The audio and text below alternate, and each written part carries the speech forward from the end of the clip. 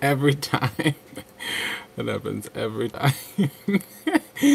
Hi, hello, and welcome to Vertex of Abundance. My name is Serene Priestess Gorgeous. I'll be your oracle today. I'm here to bring you some high-level omniscient counsel. That won't make sense for a lot of you. So, questions, comments, concerns can go in the show notes. If you're in my inner circle or in the Temple Society community, go ahead. Hello.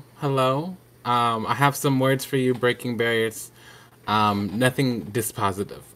All good. I'm going to go ahead and stun the comments on my end. Y'all can talk amongst yourselves. Let me just check in really quickly. Lisa, I'm going to make you a moderator in case anybody here gets surly. Feel free to kick them out. Now, I put people on timeouts, and then if they go again, then I kick them out of the room.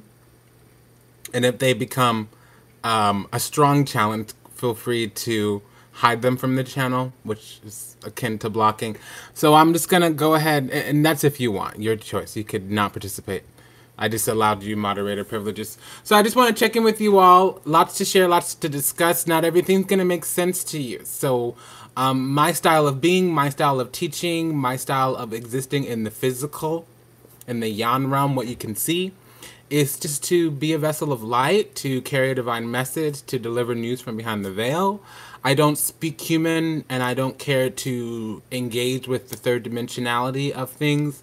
So if that triggers your ego or your wounding, I believe you're welcome.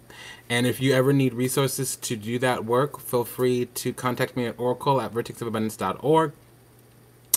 And my objective here today is to be the oracle of Saturn initially and provide a briefer sermon today, an inspirational message according to our spirit, karma, life path, destiny, and the guidance and medicine around facilitating the accentuation, the acceleration of that process, more the ascension of that, removing the darkness, the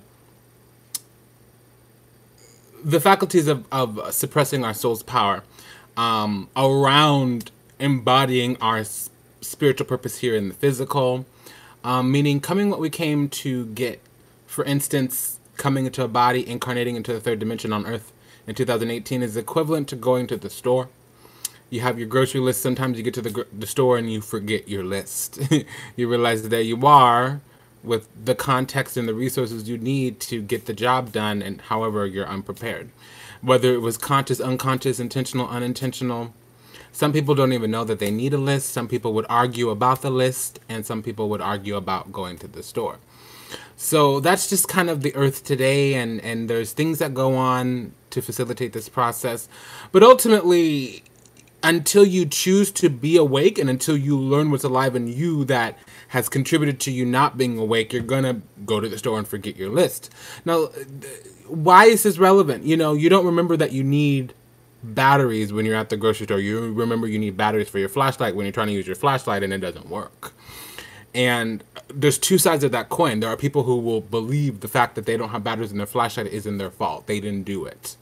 They couldn't remember their wife, their brother, the mother, the teacher, the daddy, the earth, the sun, their God, whatever.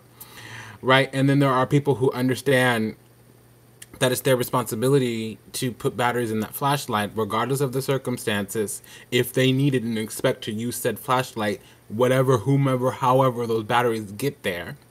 It's their responsibility, even if they're not the one accountable for the behavior that leads to the result of batteries being in that flashlight. So I don't want to make it too complicated, but I want to put that out there for those who hear, because that's a magnetizing, canonizing call to action, how to position yourself to get the best out of this transmission. Now, ultimately, you can do your work when you say, okay, well, I know I forget to put the batteries on the list or to put flashlights in. How might I move closer to getting my needs met, even if it's not the specific behavior of putting batteries in the flashlight? Some of you can afford a maid, and you can have her put it on the list or change said batteries, right? And we don't need to be myopic about the details. Okay? There's a cycle, there's a loop, and it's an open loop when inputs keep going in and you're expecting a different result, and the reality is not changing. And it's an open loop if you see anything other than yourself and your beliefs as the problem. So when you believe something, it's true for you, and that's when it becomes your reality. And typically that's the concept and idea I want you to stick on. When you believe something to be true, it's true for you, and it's going to manifest in your reality. And that becomes your God, because if you see it as separate from you, you've given your power away to something. You may believe and think and feel other things. You may want to say other things. And that's a waste of time and a distraction. And some people need that. And, you know, you're just not going to get what you came to the store for. You're going to go home and realize that 90% of your list is still in the store, and you just got distracted on everything that wasn't on the list. You know what I'm saying? Or you can say, okay, well, this is unacceptable. This experience has taught me something. Let me take an inventory and see what I can do now, what I got to do next week, and what I need to prepare to get done or figure out how to get done by next year. Whatever time schedule you want to be on, whether you're mercurial and you're, you know, you run your year in quarters, whether you are Venusian and you run your year in months, or whether, or that's more the moon. Whether you're Venusian and you run your year over the pregnancy cycle. You get what I'm saying? And I'm that way. 9 months to 9 months is typically how I see, because I always have a year and a half plan. So I do the waning and the waxing of the nodal cycle. So the north node and the south node shift their sign every 18 months. And there's a waning energy where all of it is kind of coming at you, and there's a dissipating energy. And if you're tuned in, you can feel it. There are people that go year to year. Those tend to be affluent people. The difference between the millionaire class and the middle class people, not only are they teaching the kids to go be a little runt, a little dog, a little slave, go get a job, $250,000 a year job, however, but yeah, it's still a job. Journey of the broke, still making somebody else rich. That's a middle class person. Go get a good degree, go get a good job, which makes sense for you and your little peasant thinking. It's neither bad nor good. It's what it is to you, whatever meaning you subscribe in.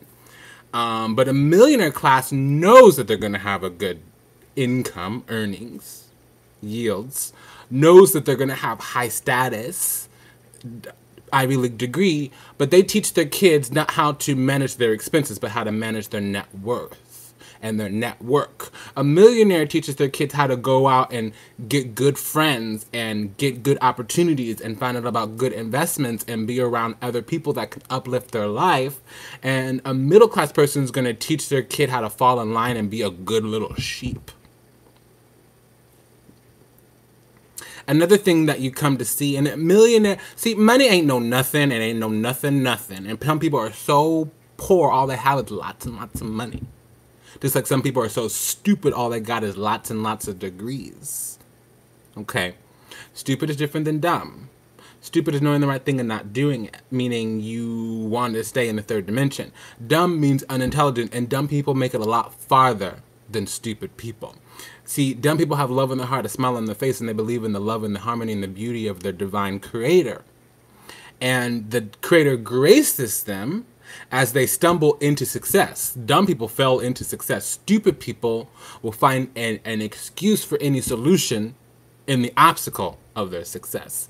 And that's really what money is. Money is a physical, material representation of your flow of energy, of Ashe.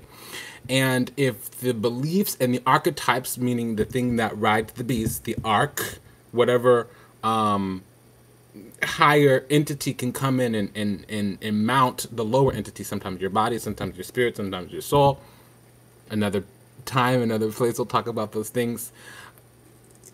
If those concepts and ideas, those archetypes that you exchange in, those beliefs and the visions that you have, align you with the Ashe, the energy coming into your life, the life force, you will have wealth, which can include monetary wealth, right?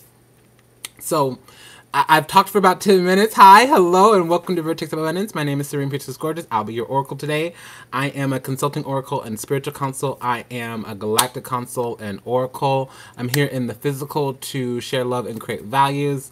In doing so, to reach my mission, I have decided to open up the mystery book of the Melchizedek, the Fallen Ones, and the hybridization of that human genome, and unlocking the Ascension, the cosmic starlight DNA, and the concepts and ideas and the technologies around that, facilitating and harmonizing the attuning, the raising of the frequency, which would eradicate, expel, repel darkness and those types of conditionings and programmings. We call those implants. Sometimes implants could be literal physical implants, especially if you have surgery or disease, you're getting vaccinations and medications. I'm not saying it's good or bad, it's just your reality.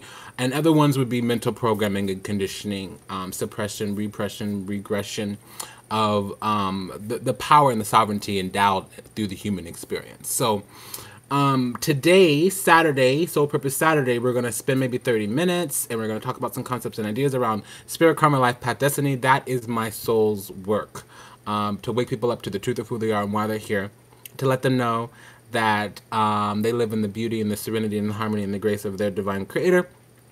And in serving that energy, which I believe to be feminine in its origin, they can align themselves with their gifts, their talents, their abilities, and using those to uplift humanity. I call it building a nation.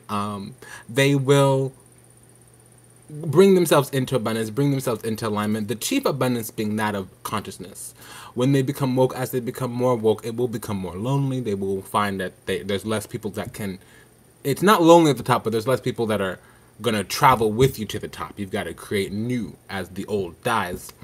And when you use those energies of, love and light and consciousness and awareness and stepping in your divine truth and your divinity, what happens is you do ascend, but you're working for the oneness. So the oneness doesn't mean you need to subscribe to anything other than, God is life, and the goddess is expressed through nature. So the goddess is the expression of God. God is the spirit, the source that we perceive. Okay? And goddess is what we're emanating, what we're espousing, and what we're trying to expand. It's love. So love and truth, that's the two sides of God. God is not in the physical, but God is inherent in everything alive here in the physical. So we come to know God through coming to know ourselves, but we need to do these and processes and concepts and ideas that facilitate the growth of our spirit, the growth of our soul. So we take on a soul to travel deeper into the physical so that we can experience the God alive in us. But the God alive in us is spirit. And we know this when we feel inspiration, when spirit is flowing through us. So soulful moments are what impress upon the soul and harmonize, or what I would say martialize, call upon the resource of our spiritual power. So we're at that 13-minute mark. Let's go ahead and get in. If you're new, welcome. If you're returning, welcome back. Oh, welcome back. We love you. We honor you. We praise you. Ho'oponopono. We're so glad that you're here. We're very aware that you have editing options, so thank you for making us one of yours. The guidance that I just received was... I think I might have overwhelmed you with that. I needed to give like a good 10 minutes for people to get in the room. I'm having some challenge with the YouTube numbers, so I just needed to use a little bit of free resources to get the numbers up. So let me just re-sync in, because I might have overwhelmed you with all that content. Today I'm going to talk about the obstacles in the way for you being who you truly are. If you have been born in a country where the majority of people either speak English or have Caucasoid skin, it's neither a good or bad thing, but you will have specific types of experiences which tend to be more negative in their karmic expression. What do I mean by that? Translation: there have been ideas, firstly the language, that have separated you from your spiritual power. Okay, so part of this is unlearning some of who you are and what you've been told, because who you are is not who you actually are. It's who they told you should be. Okay, and I'm sorry to be the vessel to transmit that message, but that would be the medicine that you need. So I basically overwhelmed you, and I told you about all the different agendas, and then I told you how to come into spiritual foundation. 5 of Wands, 4 of Wands. 5 of Wands being Saturn in Leo. People have different agendas. People want to be the center. People want their way to be the way. And there would be all the little things that are the distractions too in the way of you aligning with the self. And then this is the spiritual foundation. So the womb of creation, where everything comes into fluidity, synchronicity, compromise, harmony. So what are those things? You know, they're words, they're adjectives. Gorgeous, we know you're eloquent. We know that you can articulate. So let me drive it down. According to my aunt, beauty is the manifestation of harmony in the universe. Harmony is the manifestation of order in the universe. Those are both governed by Libra and Venus. Okay? So when I said beauty and harmony, it really is aligning with the things that are authentic and resonate on a soul level. Not doing things because they effed your mind is what I heard. They told you should do them. You're falling in line. You're being a good little sheep. That's mental. That's ego. When it aligns with your heart, when it's in your soul, when it's in your spirit, that's more authentic, okay? And so we're going to open up the record. Can y'all hear me okay? I think I'm not getting anything about the sound being great. Okay, being poor. So there, I answered my question. So I'm going to open up the record. I'm hoping it opens to something Saturnian, but if it doesn't, I am going to have to get a little esoteric and explain to you why I'm opening up the library with that key. For those who need information about what this library is and who can't just go with the flow and sit and view and watch and take in the show today, you would need to be a student. You would need to be one of the 3 introductory lodges. So I have 3 introductory lodges. One for spiritual children. The goddess would need to deliver you to me, and I would deliver you to the gate, and I would be your governess. I would oversee your spiritual initiation into being one of her children, meaning an agent of her in whatever principality of the goddess you belong, having autonomy, franchise, and control over the powers that come with that principality. So that would be spiritual children, but I also have clients and students. So those 2 people are a little bit less of less skin in the game. So those lodges, just so you know, Società dell'Epifania, which is the Society of Epiphany. Those are people waking up from the dream. They're trying to psych themselves up enough to take the red pill. They're done taking the blue pill. They don't want to be a little sheep anymore. And then you take a step further, those who've kind of already taken the red pill, so they're becoming illuminated. They've woken up in the darkness, but they might be trying to find a better light. They may no longer, for example, and this is not related, but people giving up smoking, giving up sugar, giving up coffee. They found the truth, they're just struggling getting into this new truth, incorporating this new truth into. So with spirituality, it would be, you've already taken your red pill, you're still unlearning all of the blue pill shit, all of the sheeple stuff they told you, right? And that's interesting because oftentimes it's just detox. It might be 2 months of detox, it might be 2 years of detox, but you just gotta stop buying the lie, you know? And a lot of times it's finding the light in the darkness, and with knowledge of the self, that becomes easier. And then Lo Cosmico, the Cosmic Lotus, that is more people that, you know, your House of Venetishin, you're more, you've already been made sovereign, been made royal, you've already gotten your golden crown, you're working on your first couple diamonds. And if it doesn't make sense to you, don't worry, it's not an MLM. I'm not doing any of that stuff. But when the person's a diamond in your crown, it means that you've helped them create their own world, create their own universe, and they're free from the cycles of incarnation. And if they were to incarnate again, it would be as an oversoul, and they would have a group of people in the physical through genetic lines that they would mount, that they would ride. Most people use it as their children. For instance, our ancestors use us as their chariot, use us as their mount, if that makes sense. So let's go ahead and get in here. I'm curious well, I think the goddess may have just spoke up. So let's just open up the gate. That's what happened here. So this is Jupiter. It's not Saturn. So Jupiter can bring in the lords of time. Jupiter is the liaison, the executive secretariat between Earth and heaven.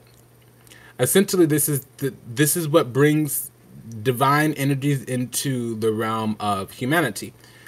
Oftentimes, it's the gate into the physical. So it's the gate of humanity versus the gate of the heavens.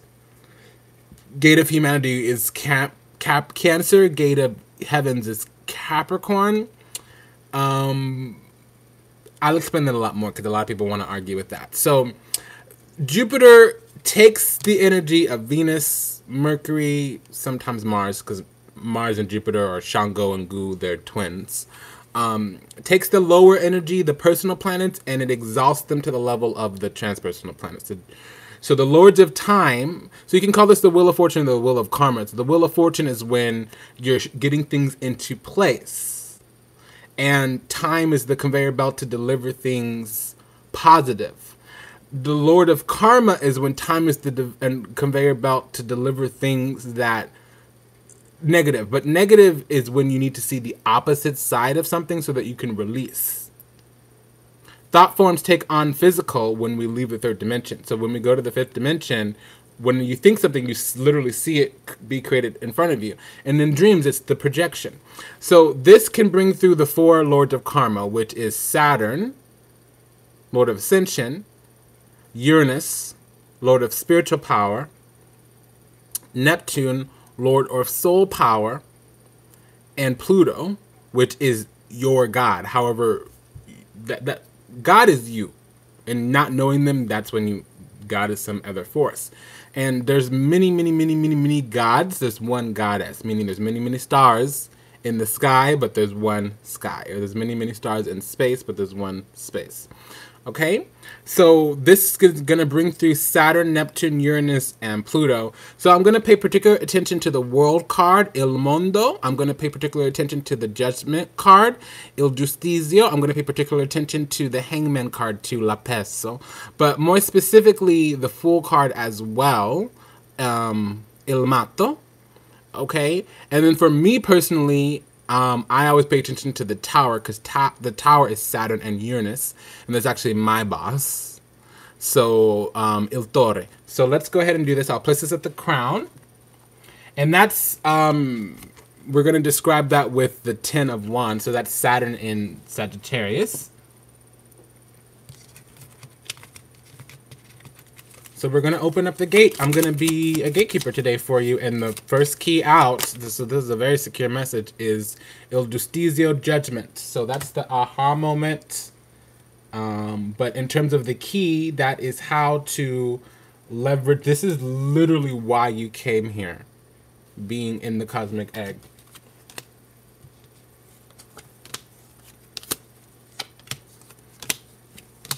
Okay. Oop. I went a little too fast there.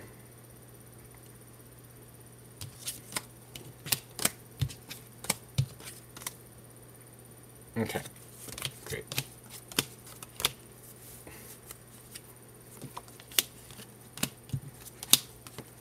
This is some strong, heavy-duty oracle work. I'll explain it later. Don't worry about it.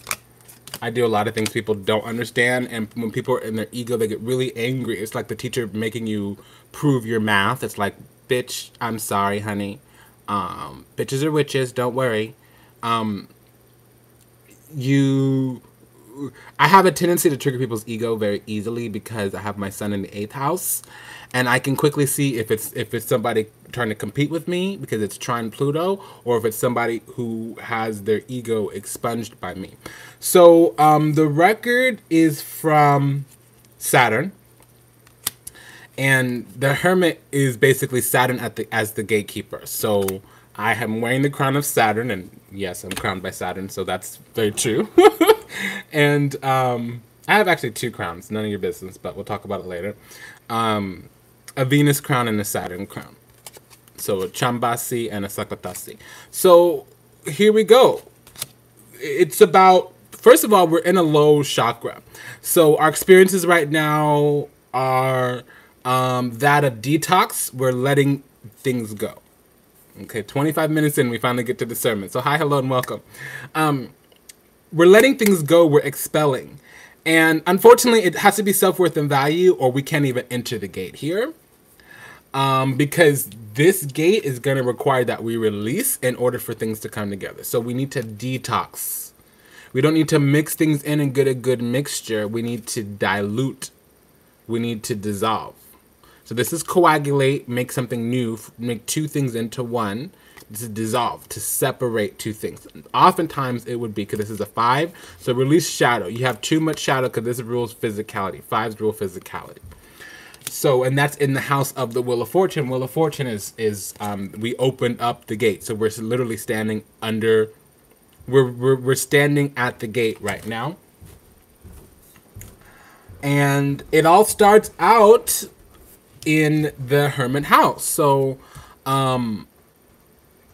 when the Fool shows up in the Hermit house, it means a new teacher. Oftentimes that's learning through teaching, or now your mess has recently become a message. Your test for the last couple of years has recently become your testimony. So now you're someone, and you're oftentimes at the very beginning, because it's clarified by this card. I only talk about major arcanas. I don't do lesser key shit. I ain't a fucking demon. Excuse me. Wow. That flew right out. Saturn's a little surly. I don't talk about lesser key. Don't expect it from me. I will strike you down. It infuriates me.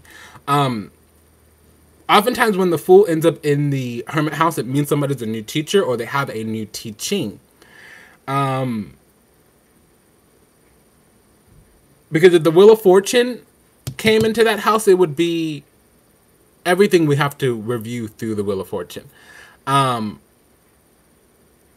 It would have been like a new teaching has changed your life, or a new teacher is going to bring abundance to you. And I am a guru. I do believe that concept and idea. I believe that your teacher is very important, and your teacher is one of your fathers. I believe in the 7 mothers to 7 fathers kind of idea. And I believe in the 7 mothers, 5 fathers, and your wife, or your husband. I believe that story, and I don't believe that marriage is the way that we've been taught by the New World. Husbandry was a Dutch form of slavery. I'm just gonna say that.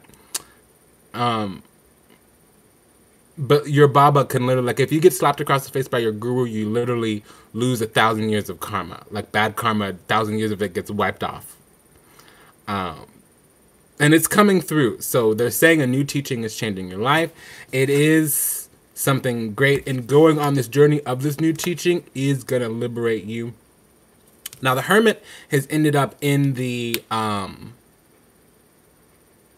Tower House. And we're living in the Tower House because the key is there. So when you're living in the Tower House, it tells me, well, first of all, the Hermit in the Tower House is the change you need to make in order to be most abundant. So that means, frankly, that you need to learn from your mistakes, number 1. And number 2, your teaching has been destructive. And in reverse, it means, this is like, you know, go back to driving school, grandpa kind of energy.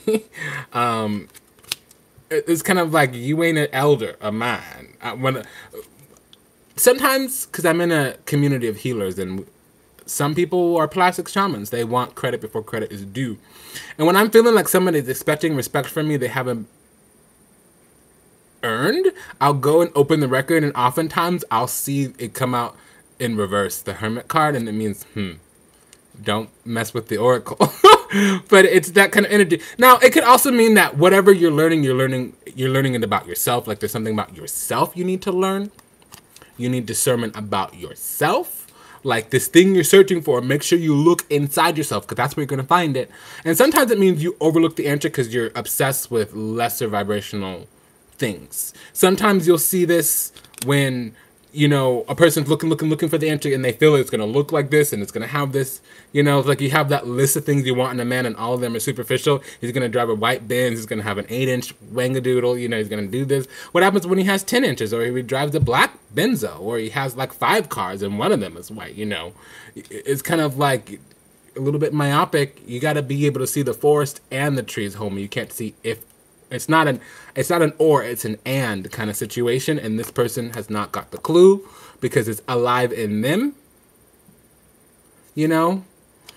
And when the Hermit comes to the Tower house, be careful, because if you're not learning from your mistakes, you're becoming reckless with your teaching or your belief system or your way of using discernment and applying discernment is harmful. And it's not, because the Tower is in reverse and the Tower has shown up in the 6th house. So it means you need to learn why you sit in these ugly ass soul groups. Why are you running around with people that are poor? Why are you running around with people that are stupid? Why you run around people that are demonic? Not that any of those things are bad, but if you're expecting God in your life, you can't be hanging out with demons. If you're expecting wealth in your life, you can't be hanging out with broke-ass mofos. And that begins in your mind. That's where things get created first. So if you think like a poor man, you're going to be a poor man. And let's apply that to the soul group. A soul group would mean people, places, and things. The environment in which the soul gets impressed upon to solidify the carnation experience.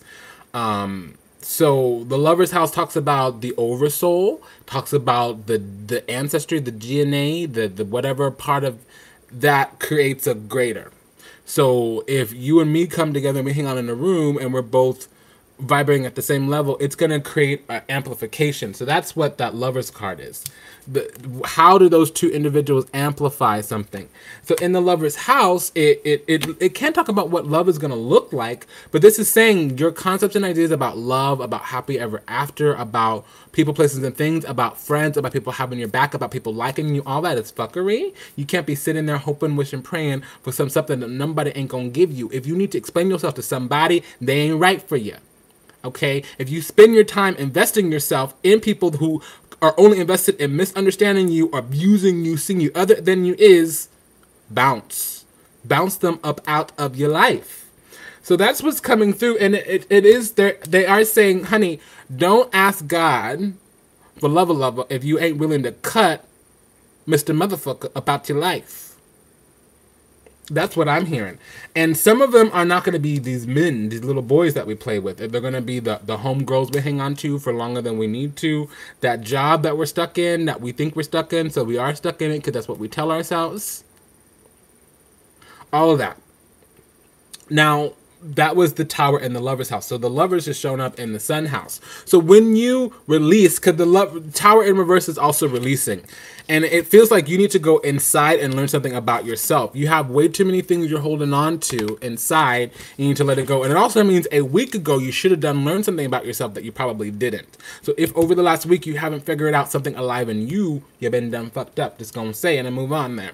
So when the Lover's card shows up in the Sun house, it typically means an overwhelming, positive, abundant relationship that impacts and uplifts humanity or the community. In reverse, it would mean that that's what you're supposed to do.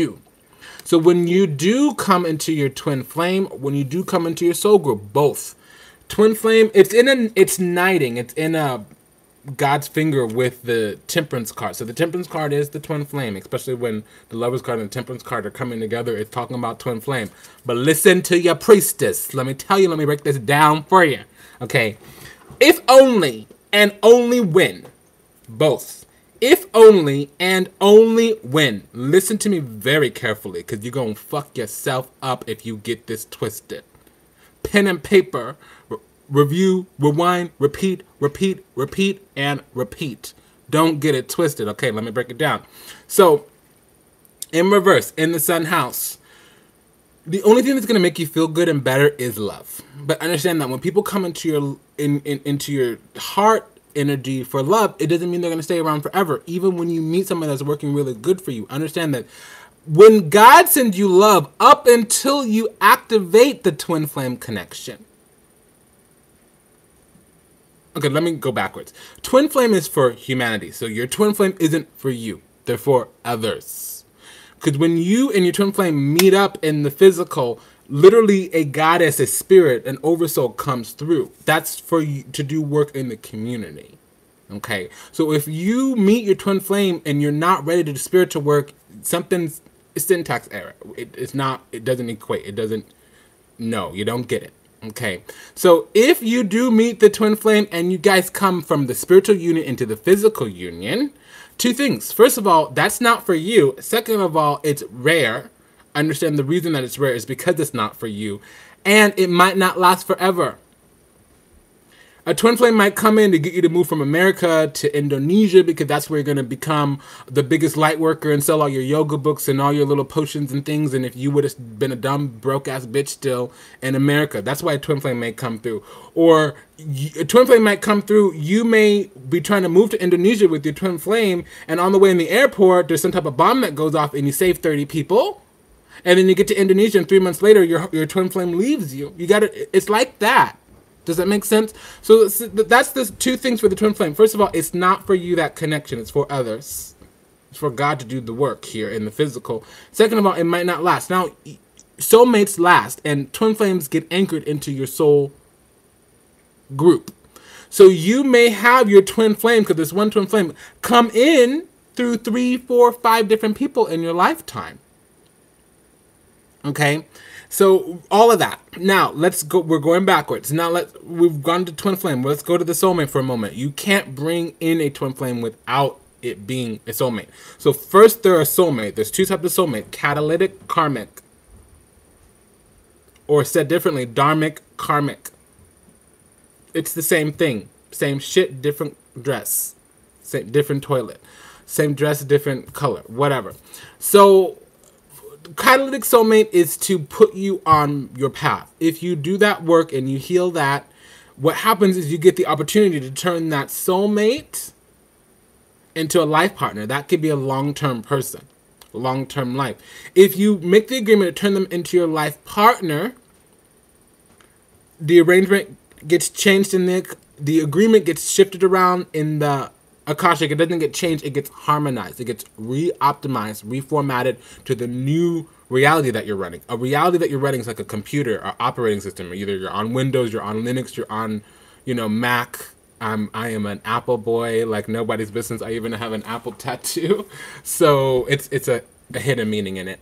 So when you re-optimize the soul agreement, if you keep on healing with that soulmate, who's now a life partner, God may activate you. You may get deployed. It's called a deployment. And then what happens is that spiritual relationship becomes a physical relationship. So understand that your twin flame is you. It gets anchored into the physical through a member of your soul group. So if you're spending time in karmic relationships where you repel and spin down, because karmic means it's more power has been given to the physical than the spiritual, because you understand the proverbial battle between God and the devil is the battle between flesh and spirit. So when you're giving your power away, there's nothing wrong with demonic activities. Sometimes you gotta suck some demon dick. The thing about it is it must perish. You can't take it with you where you're going. And if you have attachments with you, you always come back looking for love, or you don't want to move forward in your life because love, love, love is your story. Well, you're sacrificing some aspect of your spirit. And that's okay, because it's your choice, because it's free will universe, right? It's a free will realm that we're in. This simulator, this matrix is a free will one, so that you can liberate yourself and learn more. And if you knew what the answers were to this test, you wouldn't progress a lot. You wouldn't learn a lot. So that's the thing. Are you karmic? Are you catalytic? Are you dharmic? Are you karmic? Are you purifying to be in alignment with your spirit, karma, life, past destiny, or are you making excuses and giving your power away? If that makes sense. Let me check in with these comments here. So the thing, let me just give you a little bit of medicine, because it's making people sad that I'm saying love isn't what you think it is. Love is not what you think it is. If you get stuck on stupid and you make excuses to be less than who you are and who you were meant to be, love will fuck you up. And if you find out that you're an Oshun baby, or you're my Yah child, or a Da child, the goddess herself will tell you, fuck him and let him go. Don't let that motherfucker sleep in your bed more than 3 nights, girl. I will banish him from your life. He will die on his way to work tomorrow. Don't fuck with me, girl. The goddess will tell you. So if you're one of the spiritual children here in the temple, you've already learned that lesson, or you're on your way to learning it. But those who are not doing temple work, you might still be a priestess, you might be a light worker out in the community, a hairdresser, or a Reiki person, or whatever.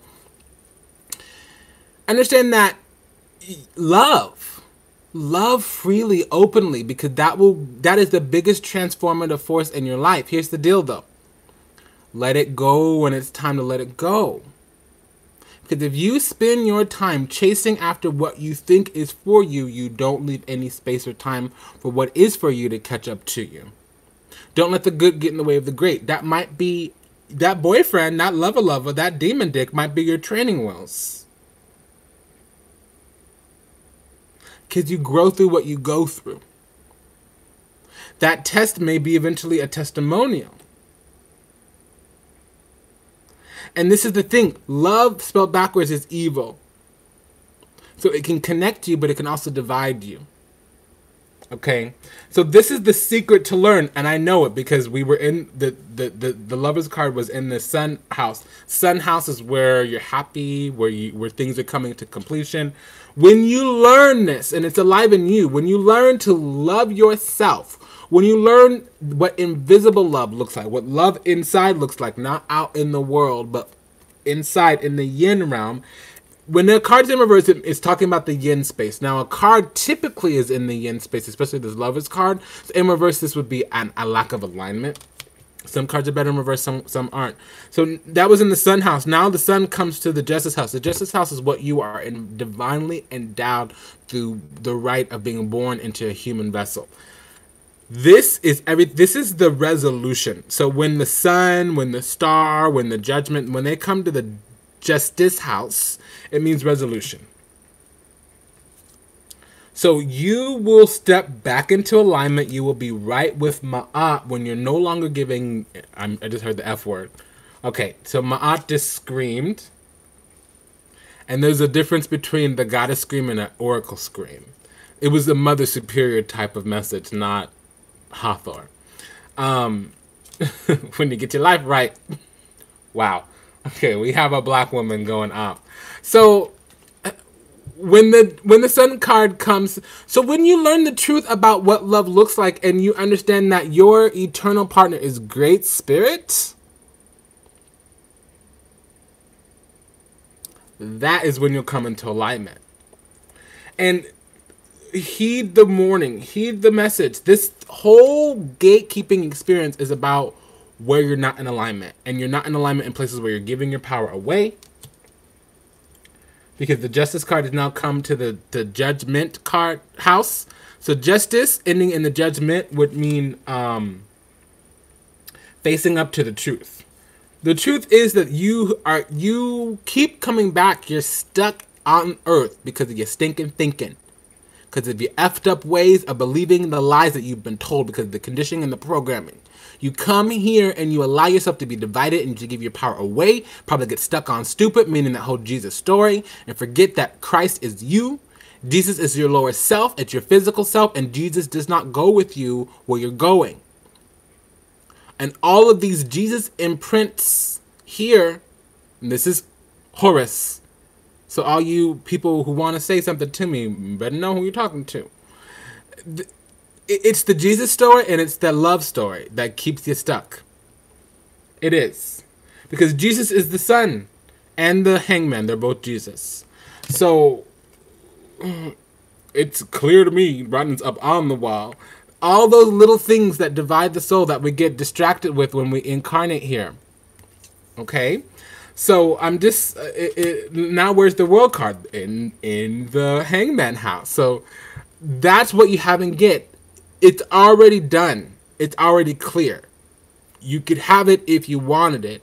But for whatever reason, you're externalizing the faculties of completion. Meaning you put power in somebody else's hands. And that's the different perspective that you need. When you learn that perspective, because this is in the strength house, you will have love and compassion for the self. Now, I was in the hangman house, so let's talk about that for a minute. When the world card shows up in the hangman house, it talks about the world of academia or the world of spiritual insight, and you need it. This is what you need. In reverse, it means you have a need that's not being met. You need to understand the spiritual aspect of that life you're creating, because you're creating a life that impresses upon the soul. You will pay for it in front of the eyes of God, anything in the hangman house. And that's the gift of God giving you the hangman house, to say, I'm going to put you on pause for a moment. I'm going to suspend you in animation so you get a different perspective on that stinking thinking until you unlock the ancient knowledge alive in you. I'm just gonna put your life on pause, girl. And if you need to keep doing it, keep on reincarnating, hunting down some demon dick. I'm gonna let you do it. Well, one of them days, a day for you down there is like a millisecond up here for me. But spend your thousands of years learning your lesson. It's a blink of an eye for me, honey. It ain't no sweat off my back, none. So that's literally what we're being told there. And when the hangman shows up in the strength house, it means that, first of all, there's a long-term goal, and it can be through thousands of years, because the strength house is about the eternity of your spirit. It's the part that you leverage throughout all of your incarnation. If you look at the Rider-Waite strength, it has that laminescent, the infinity on the head. So does the magician. So it talks about infinity. It talks about you not just in this lifetime, but all lifetimes. And the strength house also talks about like compassion, strength, passion and compassion. So it's a long-term goal, and it might be a multiple lifetime goal. And it's true. That's where your power comes from. So the Sun card is not just your eternal partner's great spirit. It's also your crown. So that's the power that's been given to you by God. And the Emperor is what leverages it in the physical, oftentimes through ego, oftentimes through mind over matter, so trying to control nature. Funny story. You can do it, but remember that's under death because it's in the ego, so it will eventually die. And if you become so attached to your creations, it will enslave you. So when the Strength card comes in the Emperor house, it talks about, because Emperor house is where you're in control, where you're founded, what your foundation looks like. And it's interesting because it in this little tableau here, it's prime card. It's like transacting with all these other cards. So it's fascinating to me because when the Strength card comes to the Emperor house, it means a passionate, strong leader. But the leader here is in reverse in the Empress house. So this person doesn't know their self-worth and value. This person derives their value from all the program and conditioning, the fuckery they've experienced. And it's true because the thoughts, the ideas, the belief system is in reverse, and it's in the Hermit house. I mean, the Hierophant house. So that's, you've made an agreement to be a little sheep. You've made an agreement with yourself to be stuck on stupid, because even though you have the wherewithal to break out, break free, to have some strength, courage, and wisdom, it's not within your belief system. That makes you feel uncomfortable. You don't see how you can manifest a world through having self-worth and value. You don't see how you can manifest a world through having strength, courage, and wisdom. So this power that you're infinitely endowed with, the sun in the Justice house, you're not going to exercise it because you don't see how that's going to give you power. So therefore you've given your power away in reverse. You're giving your power away to the Empress, and you're giving your self-worth and value away to the High Priestess. So you're giving your power away, and you're giving your self-worth and value away to the controller of the Matrix. And the gatekeeper there would be Mercury. So those are the sorcerers, the Babylonian priests, the hidden ones. Those would be the elite, Skull and Bones, the Knights Templar, Knights Columbus, all those little secret societies that sacrifice children. Those who feed off the adrenochrome. So adrenochrome, when you are sacrificing a child and you have them sexually aroused and you have them fearful of their life, it leaves a type of bitterness in the blood. And the reptilian race, the ones that are negative, they really, really, really thrive off that. So I'm hearing the word adrenochrome. So that's precisely what it is. So that is the Luciferians. The Luciferians have come in and they've taken you out of your heart chakra and they push you down into your sacral chakra. So that's everything from this black against white. Okay, because black people they're primordial. They're from an older time. They've been on the earth for 1.5+ million years, and white people are kind of recent, about 600,000 years. The pink flesh is talking about Venus, the Pleiadian. There's nothing wrong with it. It's just a different race. We have different powers. There's certain stargates that black people can go through that white people can't. And it's talking about the sun. The sun is fire, and when you put your energy through that, it gets purified. So that's something that's disliked by the controllers of this matrix right now, because without melanin,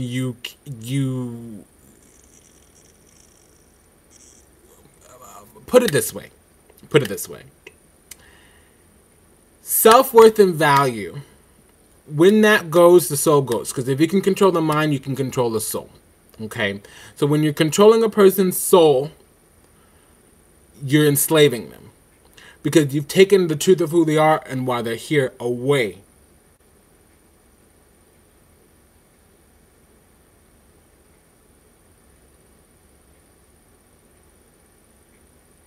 So this is a lesson of detox here, because the detoxing would be, okay, firstly with men, it would be this superiority. First of all, man, if you got a dick down there, I'm just going to say it to your face, you do not control women. You ain't control a shit. You're a maggot piece of shit. You can barely wipe your ass, and until you acknowledge that, you ain't shit. I don't care if you're a king, if you got a Lamborghini, if you got a big-ass Willie. I don't care what you got going on. Until you know that your purpose in this world is to return women to their sovereignty and to their throne, you ain't got no nothing. You ain't shit. Now, once you realize that, I'm interested in hearing what you have to offer. But until that has been acknowledged, fuck up off me. Bye, Felicia. That's the reality of the situation, and that's what the goddess herself would tell you. Now, it would be a little different if you were Two-Spirit or Melchizedek, yada yada, boom bada, but there you go. Now, women, your job is to unlock the potentiality of humanity and to facilitate systems, structures, foundations, circles, lodges, arenas where that happens. When a man shows up in front of you, you need to be the goddess that he, the warrior, gets down on one knee and pledges allegiance to, honors and worships, because you are the vessel through which the divine is delivered.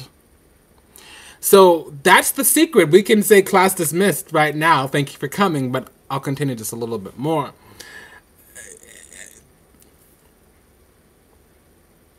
Because the veiling of the feminine, the subjugating of women, that was done more intentionally than the eroding of the men and the eroding of the masculinity. Now, we all know that I'm queer, but I don't identify as gay, and I do believe in this eroding of the black family or the eroding of the family unit. I don't believe in this whole genocide of any one race. White genocide, black genocide. I do believe that people of spiritual heritage are being attacked. And I also believe that it's not about sexuality. It's not about anything other than union. So in the third dimension, there's a lot of things that come here in the third dimension that I don't think should happen. Gayness being one of them. Now, if you're queer, it's a little bit different than gay, a little bit different than homosexual. Queer is when there's more to your soul takes on more than one orientation. And that tends to mean that you need to come into the temple. You need to come into spiritual community, spiritual lodges, spiritual brotherhoods or sisterhoods. And in that sense, I would erase my judgment. So to me, if you're queer, you're Two-Spirit and you're chosen. And if you're homosexual, you're just lost. And I spot it because I got it. And I'm saying this for a reason, because we've been divided and conquered on a spiritual level. Our soul is in the devil's hands. And especially if you're born in a country that speaks English or that gives you a birth certificate at birth, this is very, very, very true. I'm sitting here looking at the Empress house and the High Priestess house, and we have both the Empress and the Emperor in reverse looking at each other. And I look down at this card and my soul just wants to weep. I feel the goddess clutching her pearls, literally about to burst into tears. And we need to get back to our humanity. And our humanity is not judgment. Our humanity is allowing the authentic nature of ourselves to push through all the conditioning, all the programming. So we need to turn off our need for external affirmation in order to move forward. And initially, the way that looks is, I'm going to say it this way.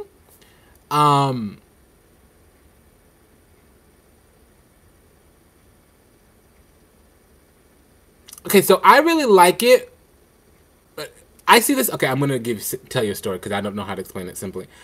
I teach in a very specific way, and I have other ways that I can teach, but I don't give a fuck about teaching any other way. If you don't resonate with my style of teaching, fuck up off me, get out my life. That's how I see it. Now, I can of course adopt to another person to make it easier for them to understand me, but I don't give a fuck. I don't. So what I tend to do is just tell them how I teach and how to mitigate the middle. Example.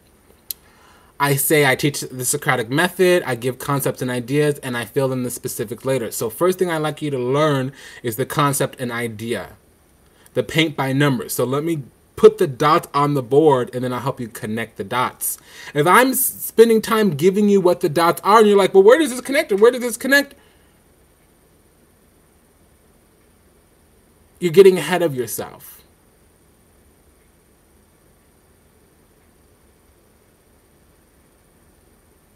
You can tell people what to do or how to do it, but you can't tell them how to do both. When you tell a person what to do, what you leave open for them to interpret is how to do it. Why? Because then the ingenuity comes out. Now, when you tell them how to do something, you leave the what to do as a concept and idea, and then what comes to the forefront is the righteousness, the dharmic path. How to do things in a way that purifies oneself of shadow, darkness. These are things that divide the soul. The devil is what wants to disunify you from love and unity. When you connect to love and unity, what you see is divine truth. Now, when God comes to the physical, his vehicle is the devil. So the devil is God. Lucifer and Jesus are the same person. A lot of people don't know this. And a lot of people would fight me to the death to argue that, and they sound stupid. So a lot of what we get fearful of, we don't need to be fearful of. A lot of the things that we're jumping up and down to celebrate, we need to be more mindful of, like Christmas, for example. Buying Christmas presents is a pledge to the devil. But so is saying the word hello. So we can't sit here and become overly concerned with it. That's what I'm talking about, that learning method, right? You know, learn the concepts and ideas first. We have the word Lucifer, we have the word devil, we have the word God, we have the tarot cards, we have the planets, we have the astrology. Learn the concept and idea. The specifics don't need to make sense right away. Until you can understand something, you're never going to agree with it. And if you're fighting with something because you don't agree with it, make sure you understand it first. Get the facts, honey, or the facts will get you. And baby doll, when you get them right, or they will get you wrong. And right and wrong is relative. See, this is a funny ping pong game. So if the so we were talking about the strength card in the Emperor house. That's a strong, passionate leader. But this leader now in the Empress house lacks self-worth and value, lacks autonomy, franchise, and control, doesn't have the means, mechanisms, and methodologies they need to build proper foundation structures, stability, systems in their lives. Because they're defending themselves against the wrong things. So there you go. That's what that channel was.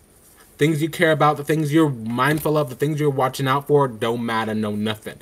I see that all the time with those girls, thinking that always checking their boyfriend's phone, always seeing if... First of all, I don't believe in monogamy. I don't. And it's not because I was born with a dick. It's because I understand the human conditioning from a level well above the third dimension. If you're focused on monogamy, you're living a fear-based existence. First of all, you can't lose something that's really for you. And what's for you won't pass you by. So if it really belongs to you, no motherfucking bitch can come in your life and steal your man. And the fact that you think he's your man when your body isn't even your body is some fucked up, stupid shit.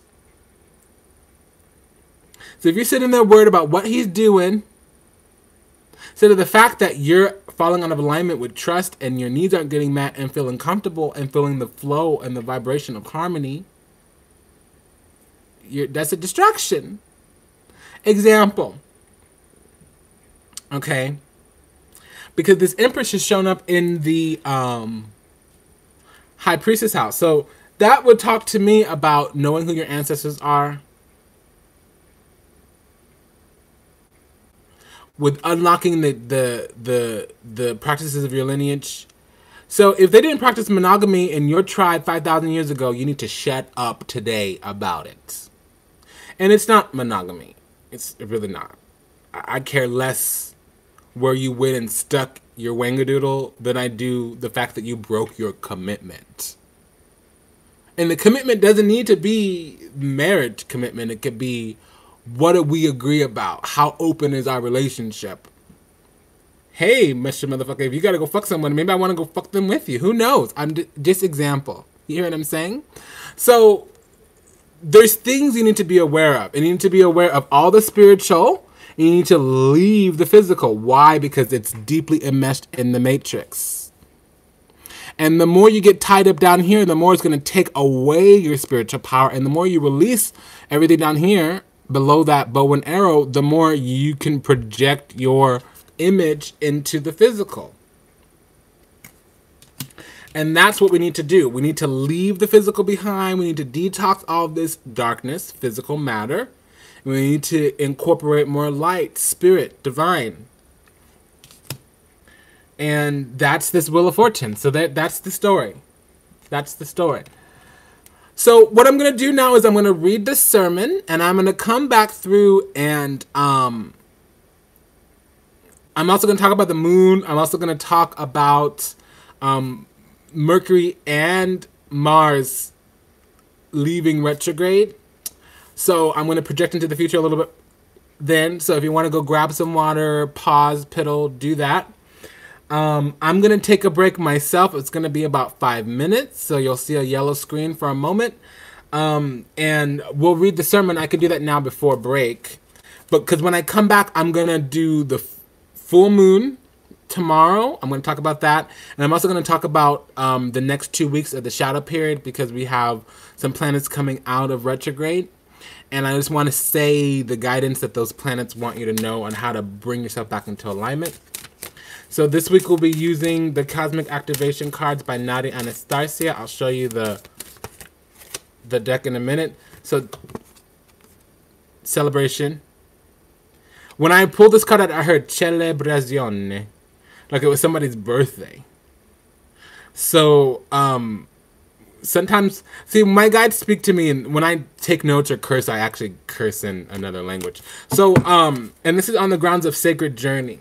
So, exactly, if somebody breaks up with you, celebrate. If somebody comes to you and loves you, celebrate. Everything is good. Nothing is happening to you. It's all happening for you. And if you stuck on stupid, giving yourself to the devil, man is a plan, he's my man, Jerry Springer, black girl bullshit, all that fuckery, you're done fucked up. You're giving yourself to the devil.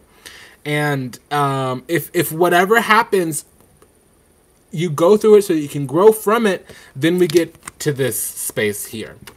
So sometimes you need to descend into the darkness and allow that seed to blossom. And then look what it turns into, this great, big, gigantic blossoming tree. And see, when I look at that, I see the Da children. And the Da is the peacock, so it means that you have eyes. You can see every facet of humanity or the universe. But also, it feels to me like a fro, like I see a big, giant afro when I look at this card, too. And I see the Kundalini awakening in this as well. So this to me is when that girl stops getting the perm out of the box or the blonde out of the box, and she lets her natural hair grow. So if she's Caucasoid, doesn't matter. You don't have to have a fro, honey, but you can, if you have brown hair, have brown hair. If you have gray, have gray. So that's this. Now, if you have been, you know, perming your hair all your life and you finally rock it natural, that's this as well. So I'm seeing that. Celebrate who you are and what you are and what you had to go through to appreciate who you are as well. And that's the sacred journey. When I grew up, I was very effeminate. And a lot of people made fun of me for that. And I never cared about that. People would also make fun of my body because I'm curvy. And from behind, I look like a chick. Like, my body's thick. It's not chiseled like a man's body. It's, you know, 34, 28, 38. I'm thick. And that was what I would hold in my heart. And I didn't know when I was young, when people would point that out, it was jealousy or or me being abnormal, me not fitting into a box. You know, the whole effeminate, I was like, well, if you hate me for who I am, that says a lot about you. I just couldn't step into the body image. So that was my thing growing up, my thick figure. As I became older, you know, I have a dominance to me in business, in my ability to lead and my ability to command presence and attention. And people will look me in the face and say, well, you're black, or you're a faggot, or you're this, or you're that. You don't deserve to command me. But every power that would be in the environment would say, bow down to your goddess, kneel to your king. And I couldn't own those things in myself. I would always look at my princehood, my talents, my abilities, my capacity to navigate, not my ability to rule and to govern and to command. King. So, you know, those were part of my lessons too. And if I never struggled when I was younger, I would be leading without knowing the full extent of my power. I've always been able to step in front of a boardroom, to step in front of a group, and to, especially in a crisis, boy, do I thrive in a crisis. Not that I like them, I don't like being rushed at all. But when shit's hitting the fan, I know exactly what to do. That crown starts to sparkle. I step right to it. I'm, you know, field marshal immediately. But I had to grow through so much. I had to go through so much for that test, that trial, to become a testimony. For that messes, because I was a hot mess growing up, a hot mess. For that mess to become a message. So that's the channel. So we're going to read this sermon from, again, like I said, the Cosmic Activation, Cosmic Activation Cards for the Soul by Nadi Anastasia. And we're going to be reading Celebration. Remember, it's on the grounds of Sacred Journey. And this is number 6 on page... Oops.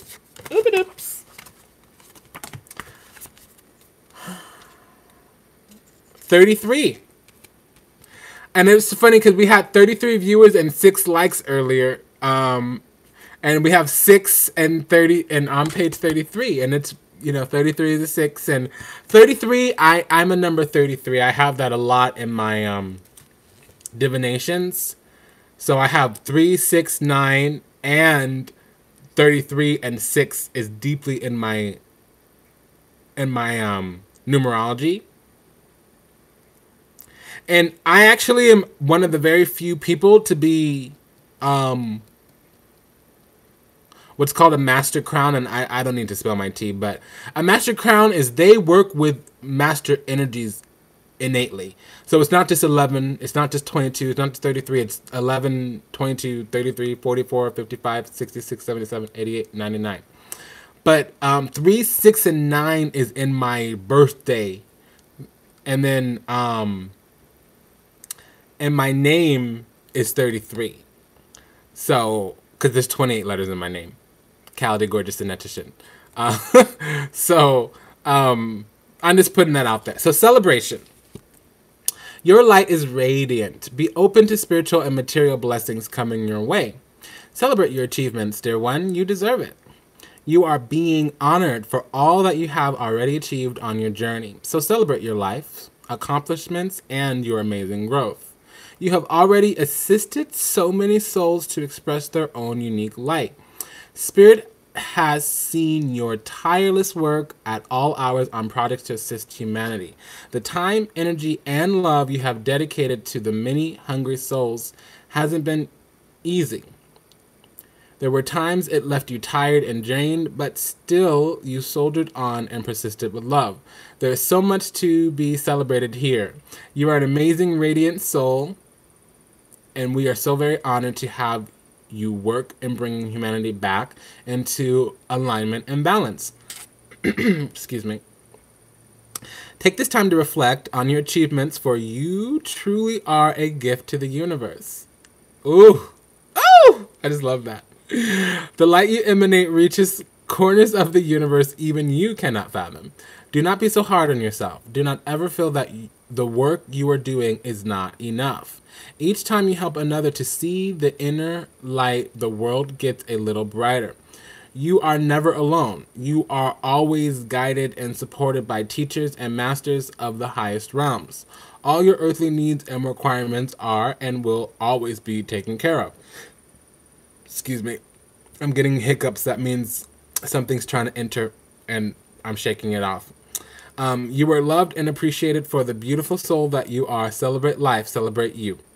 Affirmation here is, I celebrate the light and love that is me and have gratitude for the opportunity to shine. Associated chakras are heart, throat, third eye, and crown. So the upper spiritual chakras. Oh, that was beautiful, beautiful. Again, the affirmation. I celebrate the light and love that is me and have gratitude for this opportunity to shine. The quote here is, your light is radiant. Be open to spiritual and material blessings coming your way. I get that too. I don't like compliments. I don't like people praising me because, well, my challenge is that I feel, first of all, I realize that it's a clusterfuck of declarative statements. Me. Let me just acknowledge that and move on because I'm going to keep on doing it. So, I noticed something recently about myself, and it was a slap across the face. Because a person took issue with me because I wouldn't. This person said, you don't like my gifts, you don't like my compliments, you won't let me feed you, you won't let me help you, won't let me do anything for you. And I told them they were interfering and I wasn't appreciated. And eventually, because they fought me, so I had to cut them. I had to shank her with my words. So I gave her a tongue lashing. I said, well, I like you because you remind me about a lot of the work that I need to continue doing, but I want to be very clear on the rapport that we have. You and I have rapport because we're in the same community, but I don't respect you enough to let you in. And the reason that you get rebuked by me is because you're like trying to come into my space with a crowbar and I will strike you down. And you know, when I say that, I don't get violent in the third dimension and I don't actually ever dispatch spirits. It'll happen. I'm sovereign, so if I don't stick up for myself, the spirit will do it on my behalf. So if you come to me and there's something that's going on, you will face judgment. So this person has been behind the scenes mouthing me under her breath for the last 2 years. And I've heard about it. I've had several different people. In my community, you can't talk shit about me because everybody's my client, and I say everybody, not everybody, but things make it back to me. When you're bad-mouthing me, you got to realize you're bad-mouthing somebody's astrologer, somebody's life coach, somebody's sober coach, somebody's tantric guru, or their priestess, or their madrina. So I look at myself more as a curandera and a padrino, not a madrina. I'm more of a male priest and a feminine spiritualist. So anyways, long story short, all these different times where we've had conflicts have gotten back to me and who she thinks I am and what she thinks I am. And that's all fine because I have compassion for her and I realize that she's just jealous. I didn't realize that in the beginning, but I came around to it. But we had like blows, it was like an explosion. And it was like, no, I'm not gonna eat anything that you cook because you're marinating in hate and I don't. You put hate into your food. I don't know that you put love into your food, and I don't want to eat your food because I don't want to look like you. Look at you. You're disgusting. And I'm not judging you. You can be disgusting. There's nothing wrong with that, but it doesn't work for me. So if I do what you do, I'll get what you get, and there's nothing going on in your life that I want. So why opt into your frequency? I don't want to tune into your station. 3 seconds later, my ears will be bleeding. That's a horrible fucking noise coming out. The static coming out of your aura is god-awful. So we can have this conversation, little girl, but are you ready? Because I will fuck you up. So we proceeded to have this conversation, and she was in tears, and she called me cruel because the more I would shank the knife in and twist it, the bigger the smirk on my face. I'd been waiting to say this stuff for 2 years, and I wasn't mean or rude about it at all. I spared her.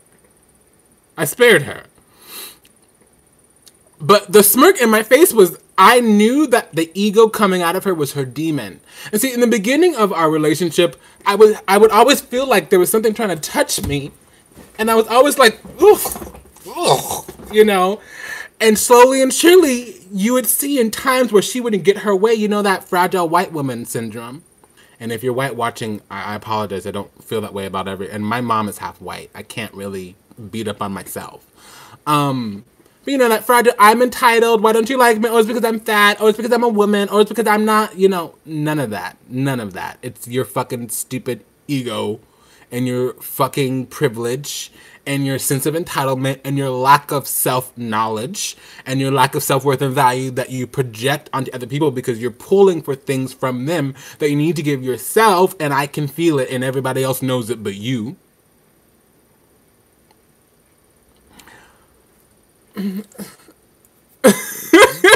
So, I learned in this moment that this is a couple weeks ago, so I've been unpacking this experience for a couple times. I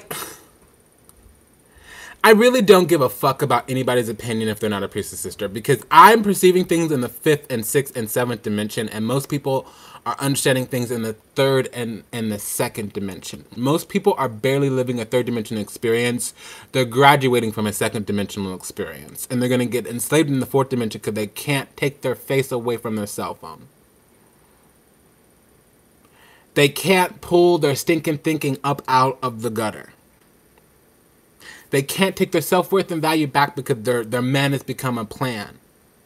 And all they're talking about is they babies they gotta feed, and their mortgage they gotta pay, and that money they gotta make, and that job they gotta go to, and that house they gotta pay for.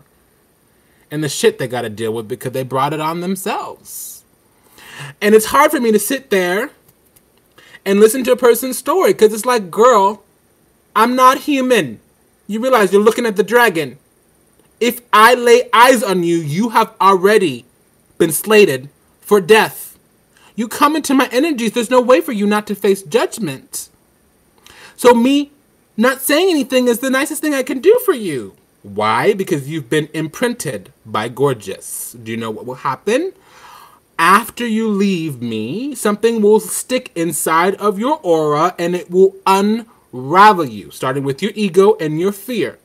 And if you project that energy back towards me in any way, it will destroy you.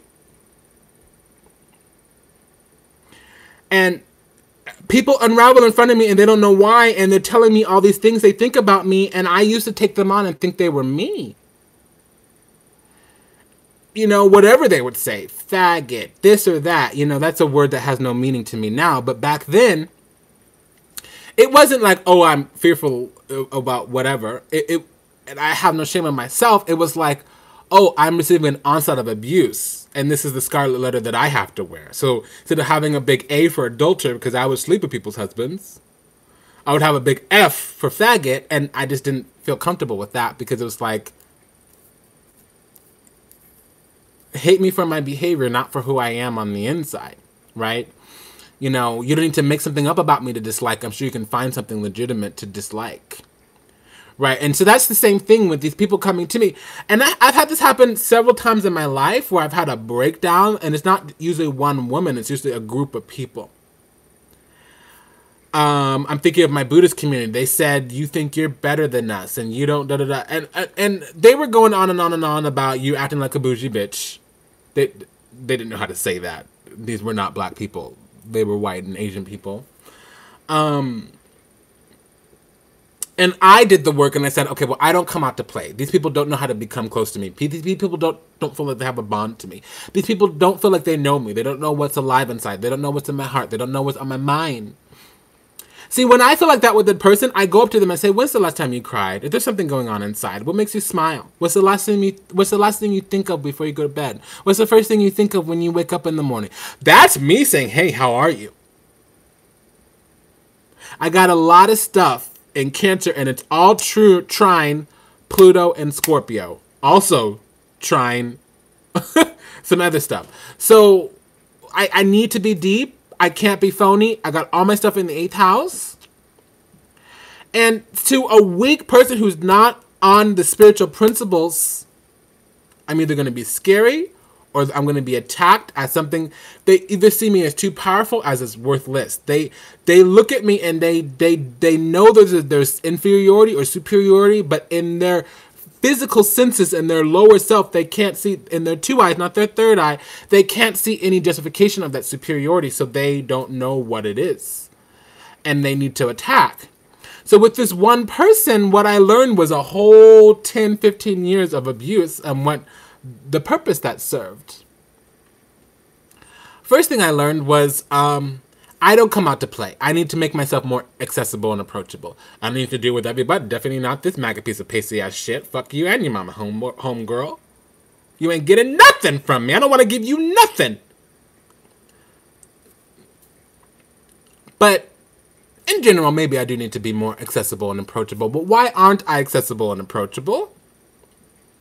Hey, JC, I see you there. Well, it's hard. I have that Aquarian, nobody understands me thing. Not that Leo, nobody sees my brilliance. Nobody makes me the center of attention. That Aquarius of like, what you need me for is this low human experience thing. And I that feels like a prison to me. So I'm going to wander. I need freedom. I need to experience some effervescence that's authentic before I come back and enslave myself to your low vibrational, low dimensional experience. Some people are like, hi, how are you? I feel like they're projecting the third dimension onto me. And a sister would be like, girl, I see you're down. What's alive in you? And then when I tell her my problem, she's not going to be like, oh, poor baby. She's going to be like, ugh, what are you going to do about it? Versus, I feel uncomfortable because you shared with me a real experience that impressed upon my soul more than I've ever felt my entire life. So here, let me coddle you. Because the fact that you're having an authentic experience makes me feel uncomfortable. And I need to mitigate your feelings. When people come at me trying to work on how I feel or affect how I feel, not to make me feel better, or I don't care if it's to make me feel better or worse. When people come at me projecting their belief or judgment about how I should be feeling or responding to the experience, there's nothing more infuriating than a bitch trying to handle me. There's nothing that pisses me off more. You fuck with my mama, that'll piss me off. But, or my pets. I love my little babies. But there's nothing in this world that when people try to handle me, ooh, and it's nicer for me to walk away. Because if I tell you, if I break you out of that cycle, it will be a confrontation. And see, a lot of people think I'm going to get physically violent. And a lot of people think that I'm going to go like bust some roots. Like I'm going to take some time, because it takes me like a half an hour to get to and back from the Botanica, plus the hour that I'm there. And 90 minutes for me is like, I can make $450 in 90 minutes. So to me, if I'm going to spend the time going to the Botanica and buying supplies, fuck you. I'm not going to waste my shit on you. If I don't like you, I'm just going to forget you exist. Okay? That's how I deal with my problems. Okay? The funny thing is, you don't know how stupid and dumb you look and sound when you get fearful and you think I'm going to bust a root on you. That is the stupidest fucking thing I've ever heard. You're a maggot piece of shit if that's what you think. I don't give a fuck about you enough to bust a root on you. The only time I've ever busted a root on a person out of anger was this person messed with my mother. They stole money from her and they dishonored her grace and they disrespected her in her own home. That was the only time I've ever gone and busted a root on a person after I knew what I was doing. Now, this person, by the way, had a gun pulled on her the next week. And everybody that supported her turned their back on her and drove her out of town. So, the way that I see it, and this is for everybody, I am a goddess. I am sovereign. I wear the crown of stars on my head. If you stand in my energy, you must address me as a messenger of the divine.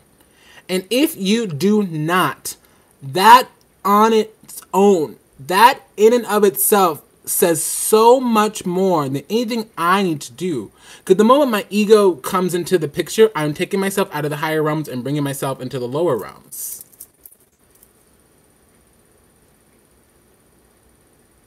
And I don't want to bond myself to your soul. I don't want to bond myself to your...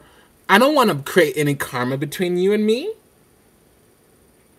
And a queen will never complain and never explain. If I need to step off my throne to prove a point, bitch, I'll just haunt your dreams. I'll come into your dreams and give you my little finger. You have one shot across the bow with me, and it's my absence. I will walk out of your life. I will cut you like a bad cancer. That's how I roll. If that didn't prove its point, I will turn my back on you and let God know he can come in himself and slice you himself. I don't gotta do no nothing. One cackle from me and the spirits have been summoned. I don't need to spend my time busting up no chance, lighting no candles, rubbing no oil, breaking out no root.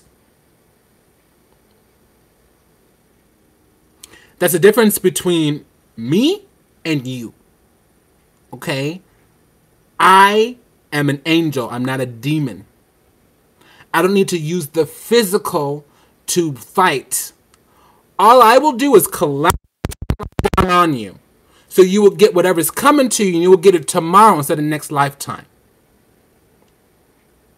And if that hasn't been made clear, there you go. To assume that I give enough about you to spend my time, put my energy into fucking you up, you got another thing coming. That means you're demonic.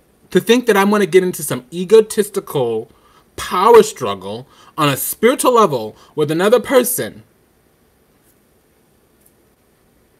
that means I'm bound to them and there's karma and I'm going to have to face them in the next lifetime. Okay?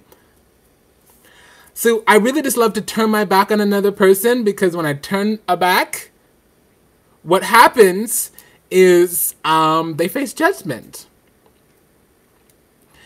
See, you need to learn your power, and you learn your power by looking at your conjunctions in your chart. So I have Saturn conjunct Uranus in the first house, and I have Mercury conjunct Venus in the 8th house.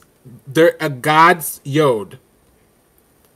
So number one, God's Yod is the Tower card.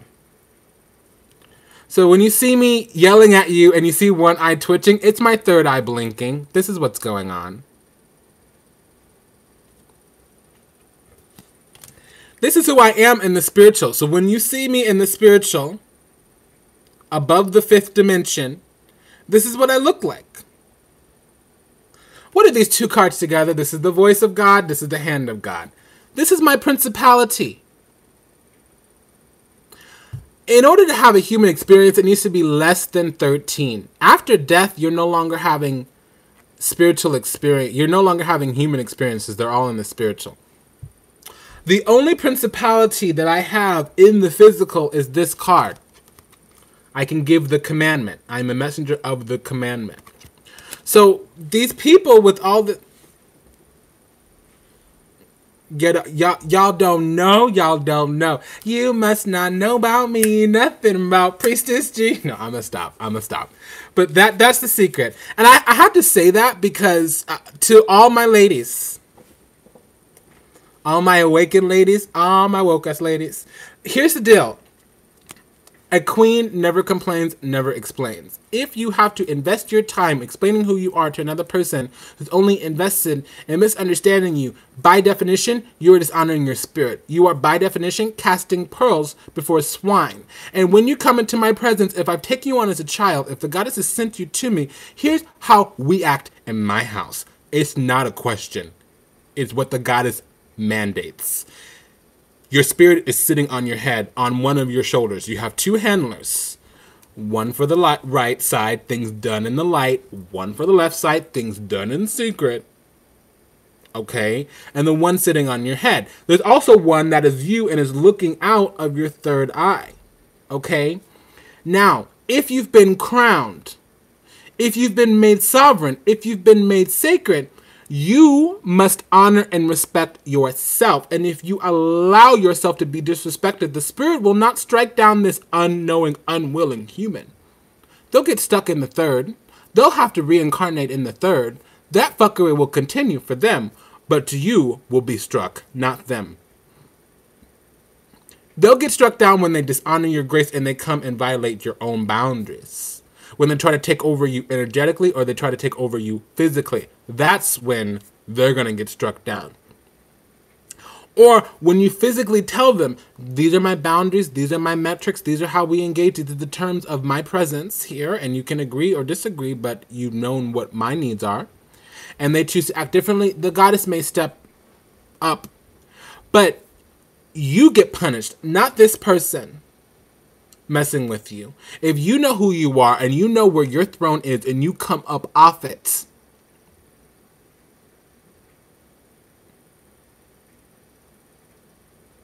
that's how that works. And so all these people, I get these emails, you're so angry, you've changed, you're scaring me. You're scaring me is almost as bad as, oh, you should date this person because they're nice and sweet.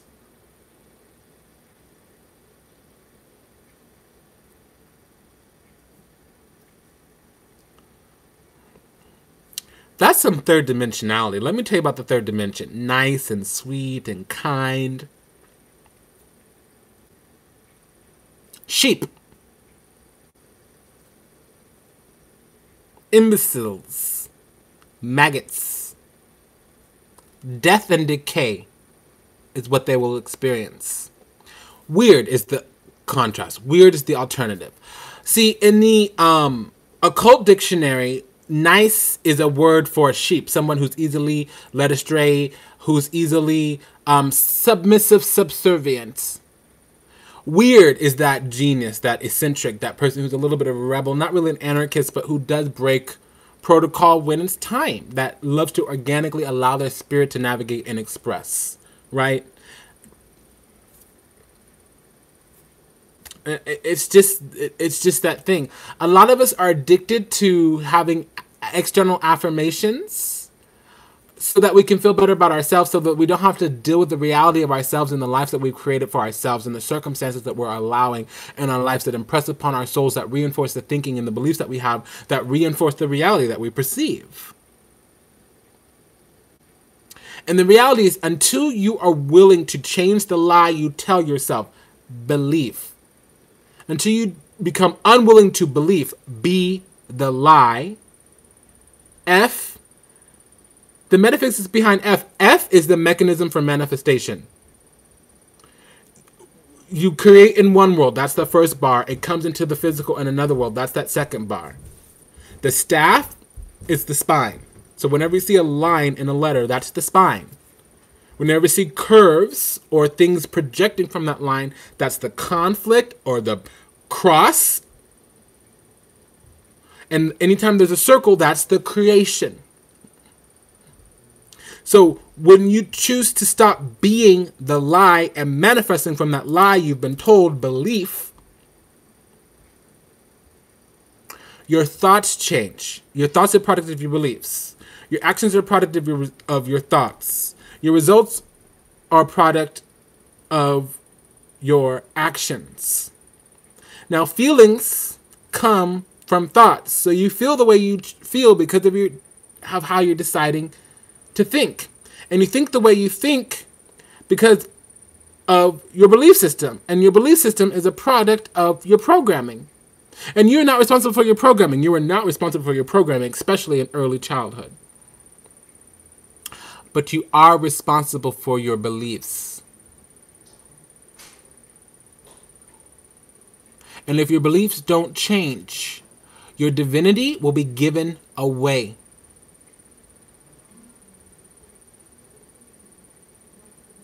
So let's talk about Mercury. Let me just go get my tea real quick and take a minute, go piddle, and I'll be right back. And this is a raw one. Whenever you see the lightning bolt, it means I'm gonna break the video into chunks, okay? So I'll be right back. Give it a few minutes.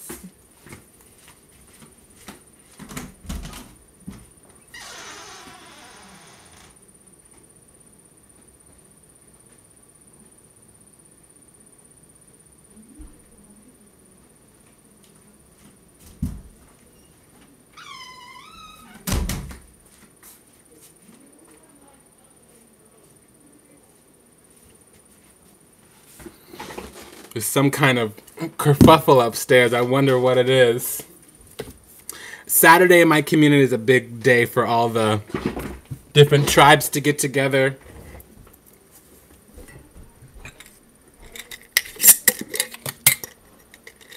I eat a lot of gelt. And I leave it as offerings to the spirits that bring me the messages and the readings as well. But, gelt is just the gold-covered chocolate. Usually, gelt is a Jewish word.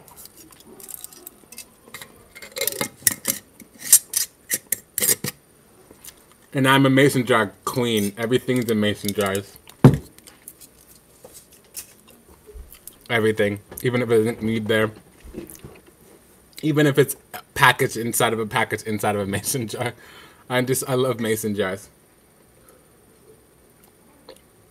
This is grapefruit flavored mate tea, so pomelo mate,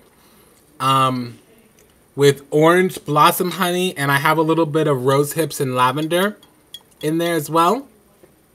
Oh, and sometimes when I'm feeling frisky, I'll add, because mate is caffeinated, and I'm not a big fan of caffeinated anything except mate.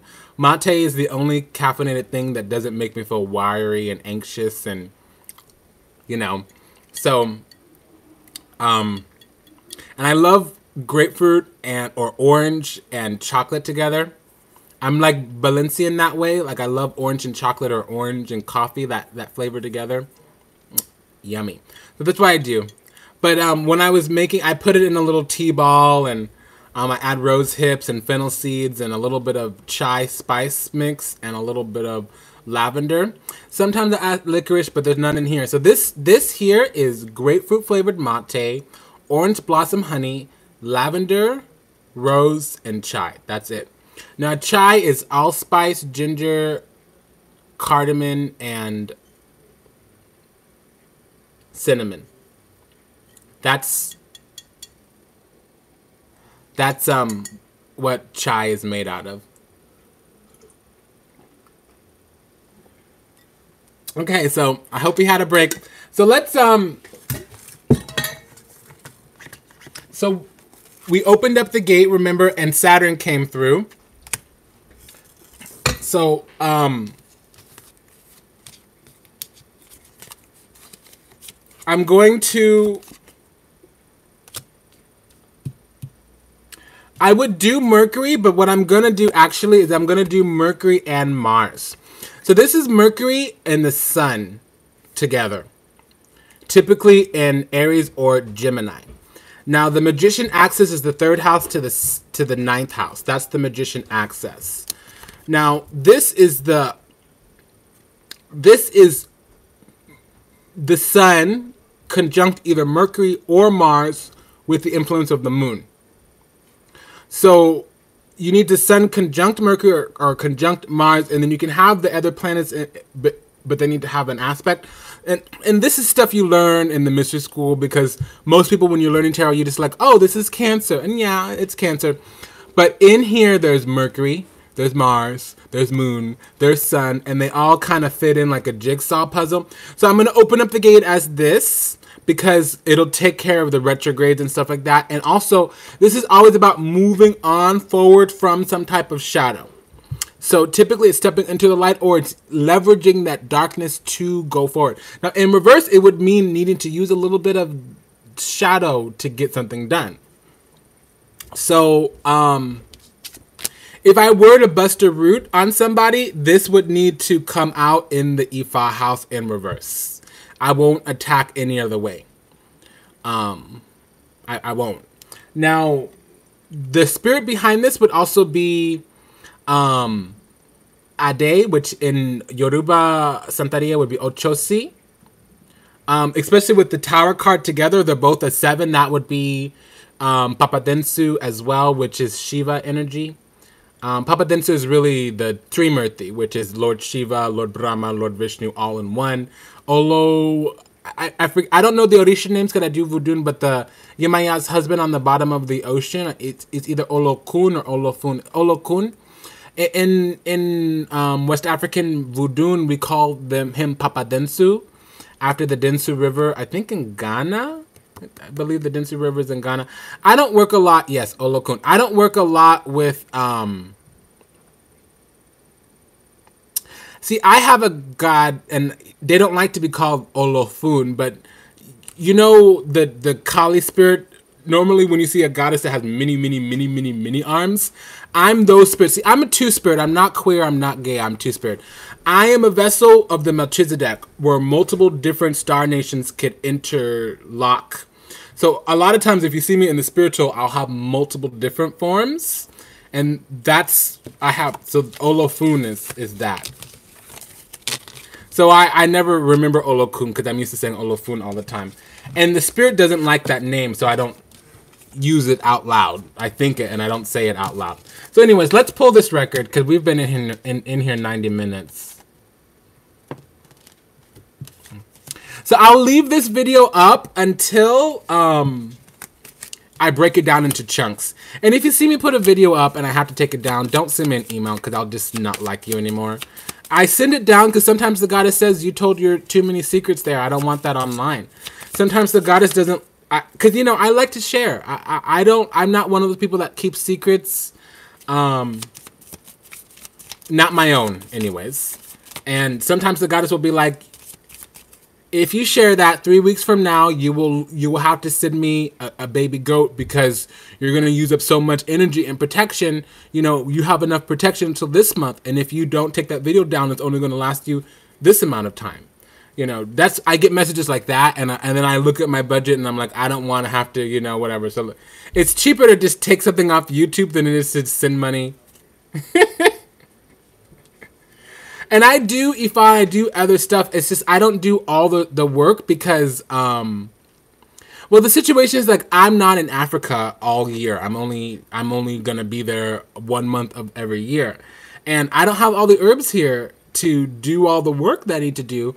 So I use my madrina to do some stuff. Okay, let me find the chariot card because I shuffled it back into the deck. And the magician card is talking a lot. It's talking a lot. It's talking a lot. So I feel like the magician card Mars might not want to come out. Mars is Ogun. And he does not like being bothered on a Saturday. So I'm hoping he'll just use Mercury to send me a message instead of like come. I don't want him to come out. And he's fighting me right now. So what I'm going to do is I'm not going to put it at the crown. I'm going to shuffle it into the deck. And if another Mercury card pops out, that's going to be the tribute. He's going to send somebody in its place. And he did. He did. He sent the Lover's card. So the thing about the Lover's card, and again, it is the archetype of Gemini, but we have other stuff too. That's low vibrational shit, if you just think Gemini. So if you know what's up, this is the sacred union of divine opposites, or divine union of sacred opposites. So it would be one of two things. It would be Mars plus Venus, or it would be Sun plus Moon. So if you have this and you have a lot of moon energy, then you would know this card represents the sun. If you have a lot of Venus energy in the cards and then you see this, you would know this represents Mars. If you have a lot of Mars in the cards and you see this, you'd know it equals Venus. So it's really one of four energies, and it's the compound energy. Does that make sense? So we're going to use Venus and to get the messages for Mars, and we'll allow Mercury to come out on his own. Because Mars doesn't come out on... when Mars comes out on a Saturday, it usually talks about demonology.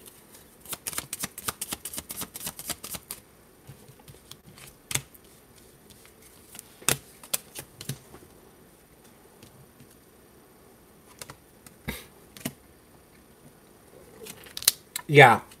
So Mars decided to stay at home because the chariot card is in the chariot house, so it doesn't even correspond with other houses. He's in his own house, sitting pretty, ain't gonna care about no nothing.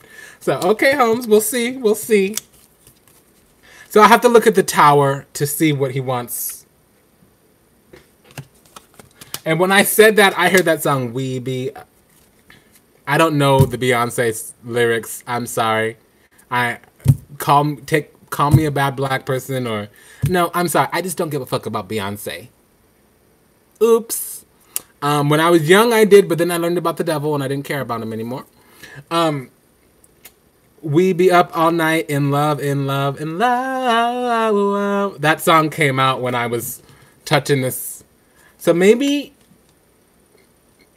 you know, Mars is an interesting energy. You can't talk to him all the time without bringing an offering. And he's the kind of God that will eat his own children. He's the kind of God that he'll shank you in the stomach for cooking his food too much. See, a lot of the other gods are kind and sweet and benevolent, and they'll only mess you up when it's going to help you.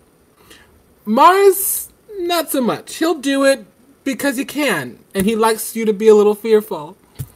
He likes you to have a fear of death and a healthy... And I get that, because we need to understand that there is definite power in the physical, and God does live in the physical, even though God is not inherent in the physical. He's inherent in everything in the physical, and there's a subtle nuance to pick up. Now, let's get into this record.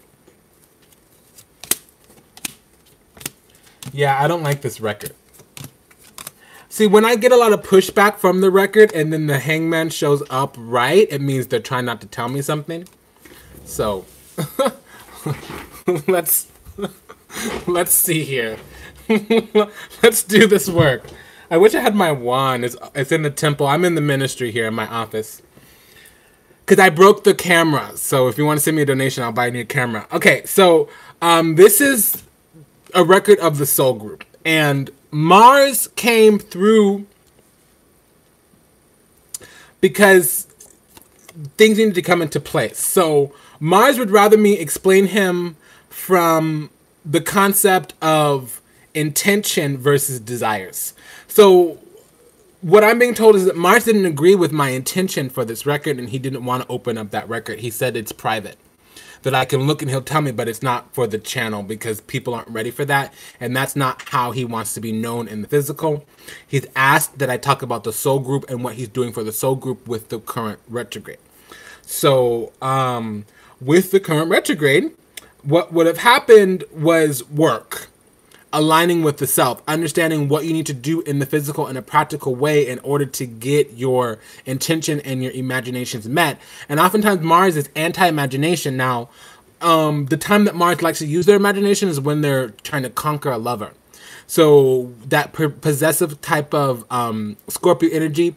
And Scorpio is possessive, not... They like to know that they know you, that they can predict what you're going to do. And when they can't predict what you're going to do because they don't know your motivations and your intentions, it makes them afraid. So that's the type of possession that I'm talking about, not that creepy, stalkery type of possession. I know stalking happens when the devil house, when the what is it? When what I keep saying the high priest, well, the high priestess, when the empress, when the high priestess or the empress show up in the devil house and other energies happen, it would talk about stalking. That's not going on right now. This is talking about fanaticism. And so, yeah, because people have very specific beliefs about goo. And see, Goo doesn't fuck with people a lot. Even if you're his own child, unless you show up with a piece of bloody meat for him, he'll show up once or twice in 5 years for you if you show up with nothing. He'll come every day if you call him the right way and you have that spirit. But see, the goddess will not kill the child for being foolish, but the foolishness will definitely kill the child eventually. That doesn't apply to Goo. Goo will kill you for spite, for fun. Because it's fun. So you just need a proper kind of respect. And he's saying, Goo needs a sanction to hurt me. I'm very blessed for that.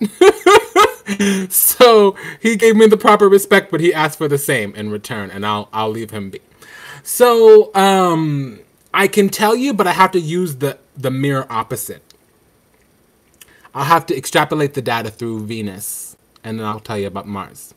So this journey begins in the world house, and that's talking about the cycles and the transits and all that stuff.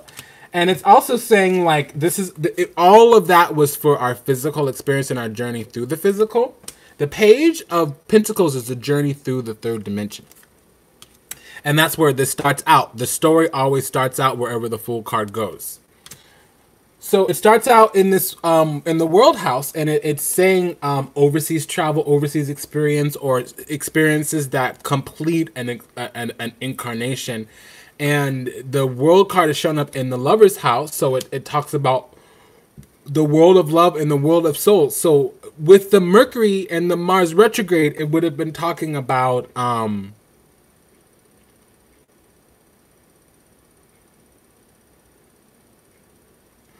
Mars was the intention to complete the circle, the intention to complete the journey, the intention to complete the incarnational experience, because a lot of times there would have been challenges and obstacles, and there were things in our life that we had for some time that we weren't doing.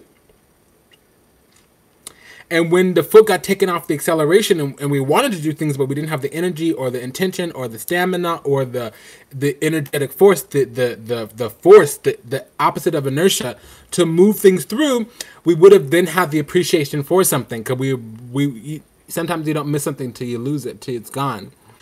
And so luckily a retrograde is the temporary. The spirit comes inside and it projects through us instead of filters through us.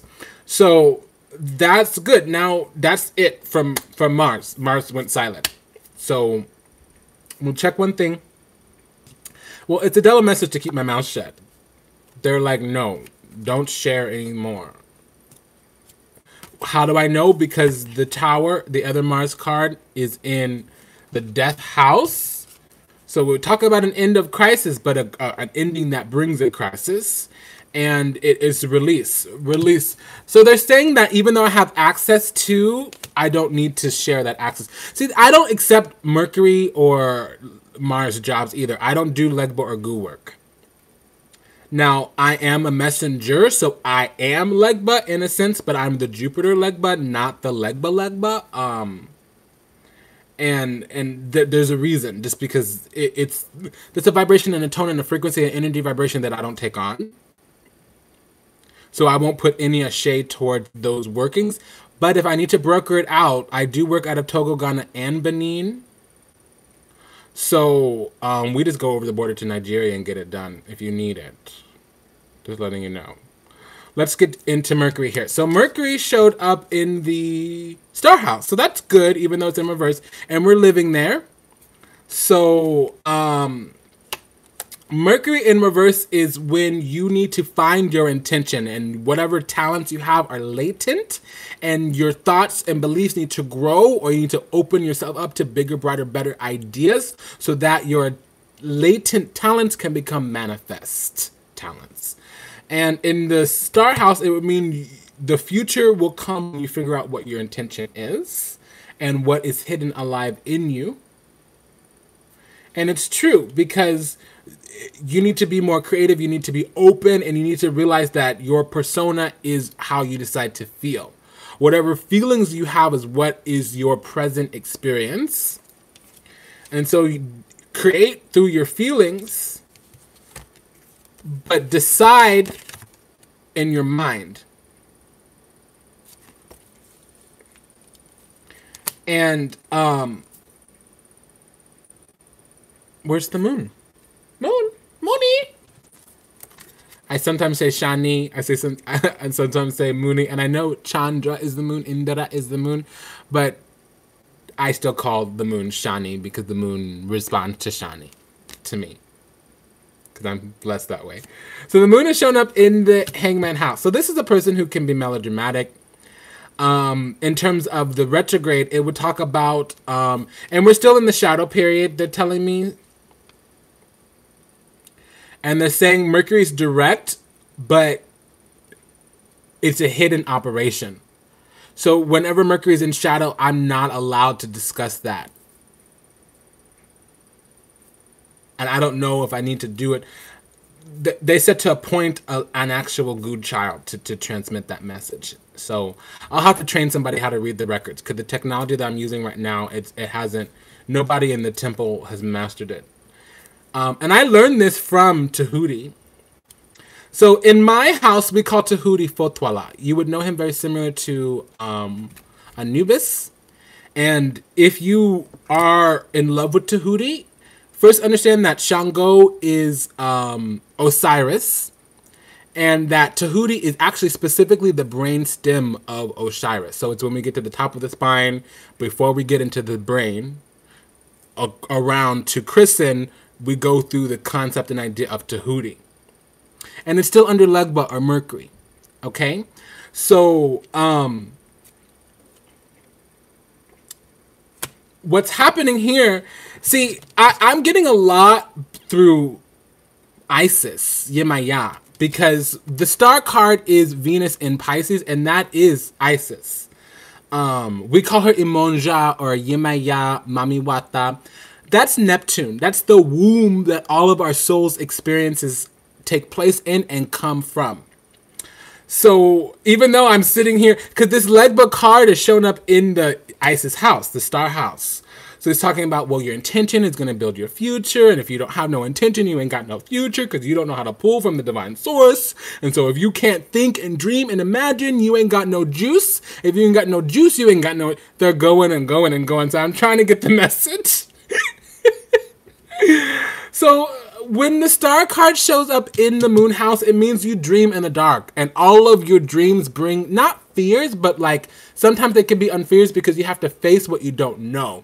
And if you're low vibrational or if you're a little sheeple, when you need to confront what's alive in you, especially what's standing in the front of all your hopes, your wishes, your dreams, your aspirations, your soul's ambitions, that is a pretty daunting feat.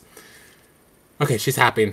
She wanted me to say, you can't create nothing if you can't confront yourself. All of the creation for you, child, Yemaya will talk like that, will happen when you're uncomfortable. Fuck your comfort. You're here to grow and learn. Crawl back up in my womb if you want to be comfortable. Come back home. There we go. So the moon is, no, that's why I couldn't find the moon. Now the moon's shown up in the Hangman house. So that's a person who's drunk on illusion. They can be melodramatic, but oftentimes they need to confront the aspect of their soul. They need to confront the fact that they are a spiritual being in a human experience. And until they're willing to deal with things from a spiritual perspective instead of a human perspective, they're going to be messed up. And it's true. Okay, so yeah. Because this, in the Temperance house, so again, another recognition of a long-term goal. But this could be somebody who needs to let go of the matrix in order to, because what they've become fanatical of is an obsession. The Le Temperanza, temperance, has shown up in the devil house. Diavolo. So the devil, I'm hearing unable. I can't get past that. Unable. And Diavolo is very similar to my spiritual name. No, I'm not the devil. My spiritual name is not the devil. And you, unless you know anything about the Ashvins, unless you know about golden chariots and white horses, you don't know me. You don't know me at all.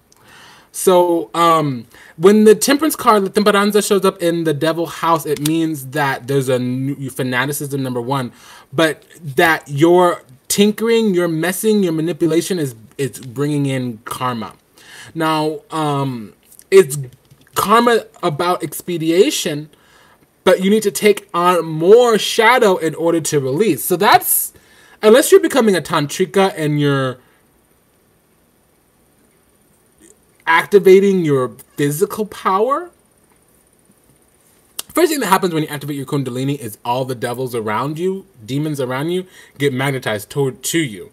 And so oftentimes you'll have a few weeks of bliss, and then you'll have a few more weeks of like breakdowns, upheavals, dissolutions, and that's what the goddess is staring at. She's looking at the temperance, which is the spirit. This is the spirit sits on your head in the devil house. So it's saying that they need to put you in darkness, they need to put you in fuckery, they need to put you in karmic situations to slap you around, to break you out of your stinking thinking, because you're not using your soul power if it's upright. Upright, it means you're unaware, you don't see, you haven't figured out that new perspective of how your soul, your whatever spirit's on your head, comes and continues to. So Mercury, the retrograde of Mercury, its purpose was to help you learn divine manifestation, help you learn how to navigate the universe in a way where your intention can become a reality, because your intention, supplied with burning desire, supplied with a strong enough belief, will manifest into the physical. And if you allow anything else to get in the way of that. Whatever gets in the way of that is shadow, and that shadow itself will take on a negative manifestation.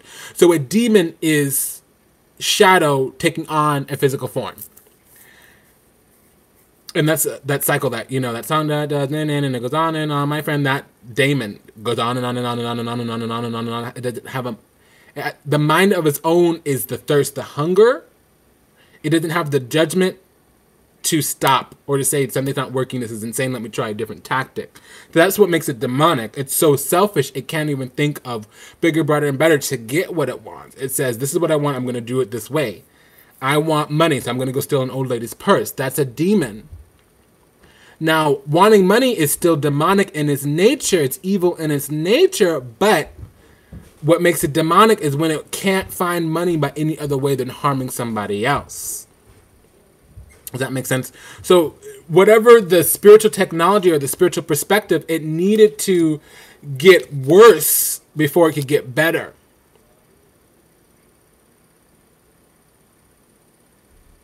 For whatever reason. And see, it would have been a release of dissipation, and it would have been a liberation, and it would have been needing to use spiritual power over people in order to get this manifestation. And see, this is a person who needs to leverage the spiritual power more. They dishonor, dilute, diminish, distort, disown their spiritual power in a way that doesn't help them. And see, this is a person that's thriving, but they're failing. They're succeeding through ignorance. And see, that's a little bit dangerous, because either you'll be giving birth to demons, or it'll all come burning down eventually. Like when you're failing into success as the fool, you should say, oh, I didn't know that, and I just stumbled into my hopes and wishes and dreams. As you make that mistake that brings you fortune, you should learn that lesson. So you should become unfoolish about it in that moment. You should go from the fool, lack of knowledge of the self, to the magician, knowledge of the self. To the high priestess, knowledge of the overself, the oversoul, the non-physical self. Okay. So the devil was in the Empress house. So the Empress is in the Tower house. So this is being attacked for your beauty. So this is, we have so much sovereignty, serenity, grace. We are so connected to spirits. God loves us so much that the power, people, places, and things around us want us to not know our worth, want us to not know our value, so that it could be taken from us, or we could be used as a battery, or we could be used as a source for these entities, negative in their functions. See, to me, evil is just a manifestation of negativity in the universe. So this is when a person's not punished for their beauty, but they're attacked because of it. Now, the Tower has shown up in the Death house. So that can be, so there, where the Death house is what's coming to an end. So there will be an end of crisis, an end. So when you step into your self-worth and value, you will no longer be attached, but it was in reverse. But you'll need to release these things. And over the last 3 months, the parts of yourself where you were unawares, you didn't know your power, you didn't know your beauty, you didn't know your strength, you didn't know your grace, that should make itself known. Sometime over the last 3 months, in reverse, it would have been over the next 3 months. Upright, in reverse, it would have been, because this is a timing indicator. Pentacles is months, Cups is weeks, Wands is days, Swords is fortnight, so periods of 2 weeks, fortnights. So over the last 3 months, you should have come into awareness of what they were trying to steal from you, what they were trying to take from you, and they could be people, places, and things, visible or invisible. It could be third dimension or fourth dimension.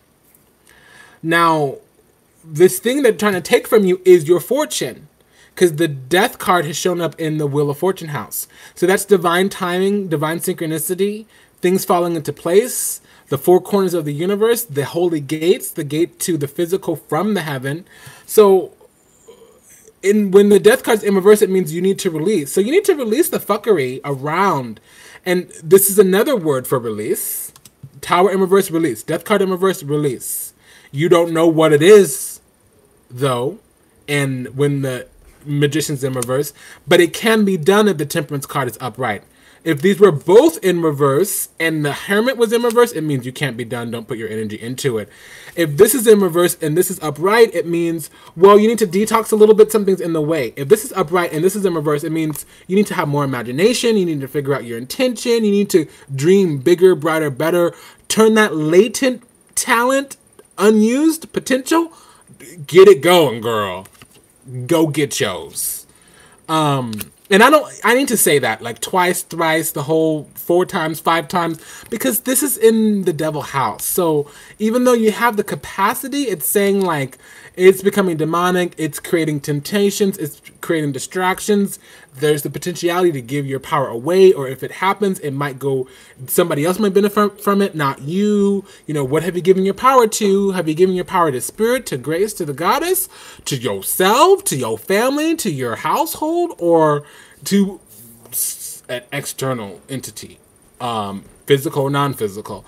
I just gotta say that like thrice, if not twice. Okay, so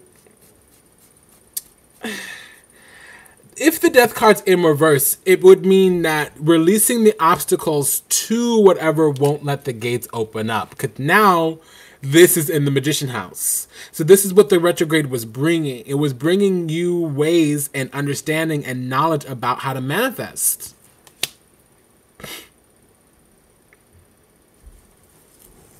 And it's because things that are harmful for you, you're attracted to them. I'm sure I'm going to lose a few subscribers when I say this, but I don't care. The goddess recently has told me that the white guys I tend to go for, she doesn't like. I have a tendency to be attracted to reddish hair, tall, lanky guys with, you know, plump lips. Very specific aesthetic. Venusian beauty in a boy. I go crazy for that. And she told me the other day, all these men you try to bring to your house, they have the devil on them. And she was talking to me about they eat pork. And so she's like, she's literally telling me, the goddess is saying these words: if you're going to suck white dick, make sure they don't eat bacon. She literally said those words specifically. Because I went 2 years celibate. And she's like, okay, well, we're on to the next step here. So now learn to use your power to be magnetic instead of retaining it. So I know that's TMI for some of you, and I'm going to lose some subscribers, but I don't care. So, release, detox. And it was crazy because she's showing me all this potentiality that I have for this twin, and she's showing me what he looks like.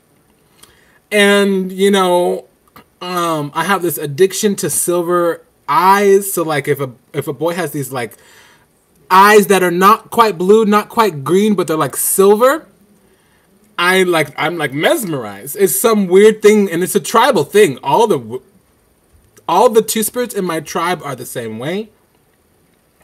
And she's been like giving me opportunities for me to like manage things, but they always bring with them karma to deal with.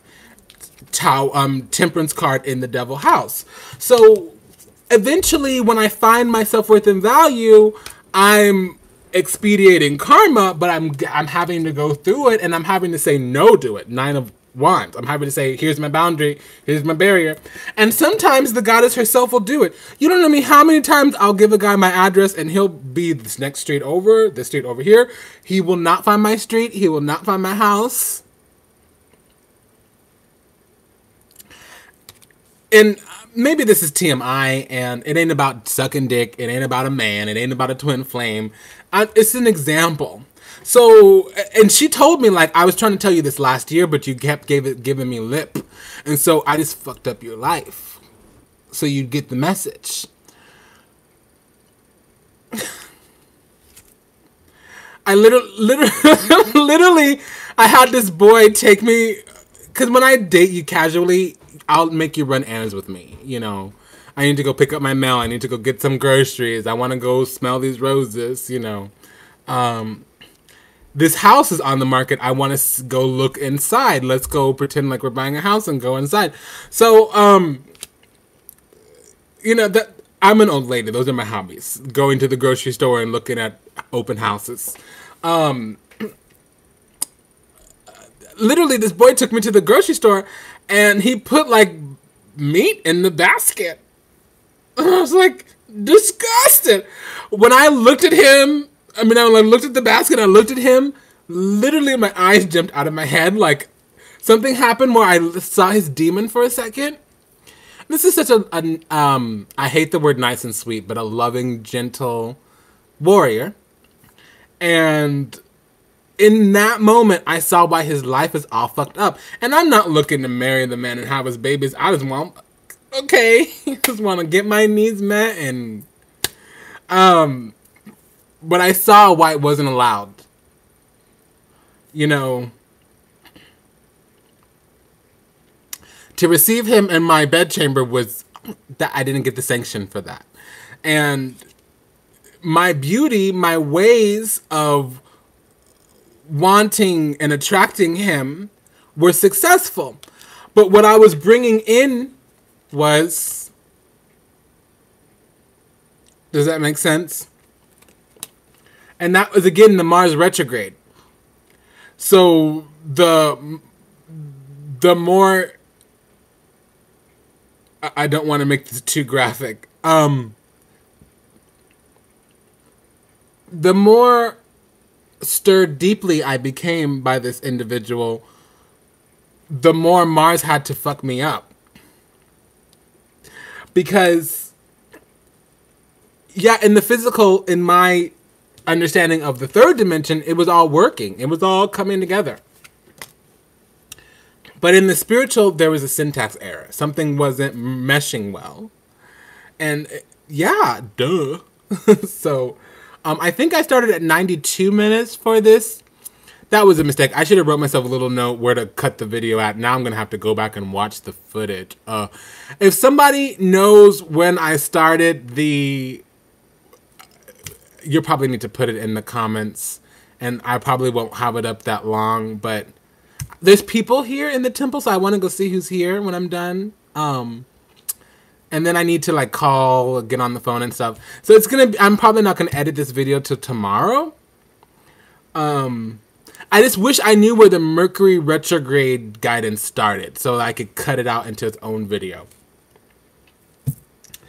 So, and I'm hearing that song now, that Bjork song. She believes in a beauty. He's Venus as a boy. Yeah. I wouldn't call myself a sapiosexual, but I'm really turned on to a strong, dominant mind. And that's what I'm thinking. I'm thinking some things and I'm hearing the songs. Spirit is like in this channel. Bjork is here. Yeah. I like Venusian beauty in a man. I do. I love a beautiful, aesthetically pleasing face, like, and soft, a little bit feminine in the face, like me. Like I have a Venusian face.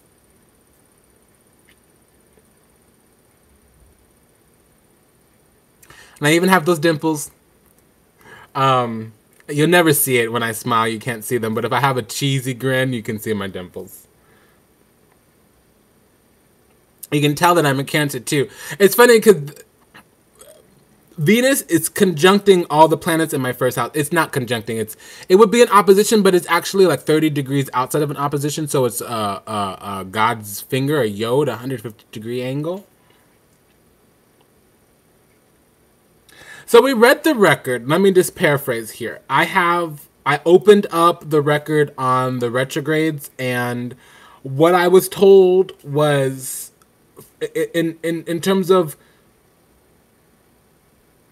the Mercury retrograde, it was about our belief system and how that affects our divine manifestation.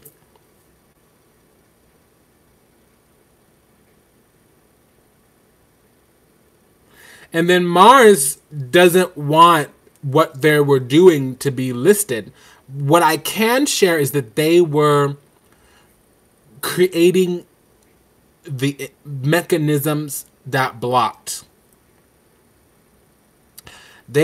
I call that they were doing dark work. They were,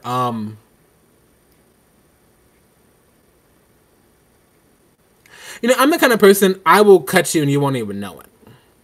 For instance, one of the monks is going to be traveling through Brazil, and they wanted to sublease their room, and they wanted somebody in the community to come through and sublease their room. And I got the email saying that this person approved to come interview with the temple to live here for 3 months. And this person doesn't know I don't give a fuck about them. This person doesn't know I don't like them. This person doesn't know I wouldn't even spend my time watching them step in front of a bus. The only fucks I'd ever give about them is I'd maybe get front row tickets to see them jump off a cliff. I don't like this person. I don't like them. And so I just sent back the email like, I deny. Okay, thank you. Thank you, Giggle Glimmer. So, you know, I like that quiet power. And that's what Mars was doing. Mars was like blocking things in behind. Was like eliminating obstacles in behind. But was creating a fear of want, of need. Physical need, though. That's like lust. You know, need would be desire through Venus, but lust through Mars. And our lust, and lust is not always sexual. Our lust was the Mars energy. And our lust was eroding, dissolving the obstacles. And Mercury would have given us what we wanted if we understood proper intent. And if we didn't understand proper intent, what would have happened is we would have had something take physical place, but we would have those opportunities that you need to get ready to be ready to. Does that make sense? Stay ready, girl. Don't get ready. Be always ready, so you ain't got to get ready. Be ready to be ready. Stay ready. And that's the healing here. Because other than that, your hopes, your wishes, your dreams are in the dark. Pardon me a moment.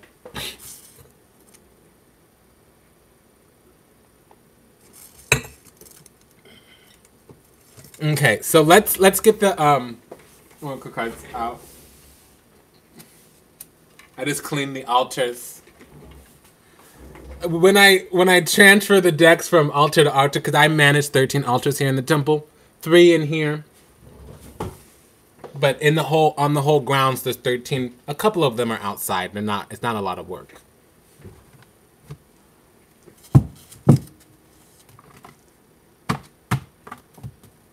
Okay, so archetypes. That's what Mercury and Jupiter rule over, archetypes. Ideals and beliefs with Mercury, and wisdom with Jupiter. So we'll pull out an archetype card. He believes in a beauty. It's Venus as a boy. Lover! Ooh! Lover, get your lover. Okay, on the grounds of what? Let's figure this one out. This is juicy. Liberation. Oh, I know exactly what the sermon is. Do I have a book here? Just in case I need it. So we're reading from the Carolyn Miss. We're not reading from the book, but we got the cards from the Carolyn Miss. I may read. I don't think I will. I'm just going to go because they're already talking. The sermon's already started. Hold on. Okay. So, what we're doing here. So, lover on the grounds of liberation. So, obsessive passion that harms others, self-destructive devotion. This little thing that I found myself, he's scrumptious. And I love that tall lankiness, and I love a good ginger. I like melanated white boys. I'm sorry. I can't help it. Redheads are melanated. Just because you're white doesn't mean you don't have melanin. It's a popular misconception. And even white people, if you have Slavic origins, you have a melanin, especially Strega origins, Southern European or Eastern European. Northern Europeans is different. They're an alien race. That's really what it's talking about. And the lack of melanin means there's some other stuff there. And the blonde hair, blue eyes, they're not Pleiadians, they're Aryan, as in Mars. And the other blonde hair, blue eyes, the Nazis, they're Satanists. They're trying to take over the planet. I just want you to know. So Lack of melanin is the race of the human is talking about the star origins, and there are star origins that are inhabiting Earth right now that are players in a negative agenda, and mixing with them genetically will bring in karma that you need to be aware of. And I don't want to say any one race is bad because it's not what it is, but until you understand the class karma that goes with that race and how that might impact you, you hear what I'm saying? So, love. Obsessive passion that harms others, self-destructive devotion versus great passion and devotion, unbridled appreciation of someone or something. And remember, the story at the crown here is the Lover's card. So when it falls out of my hand like that, it means I finally transmitted the message. On the grounds of liberation. So imposing your own tyranny over those you claim to liberate, ignoring legitimate constraints. Freeing yourself and others from outmoded beliefs, releasing negative thought forms. So that Mars retrograde was cruel love. Love, the fuckery of love, and how that would fuck you up and enslave you. And that's the whole man is a plan kind of story. I'm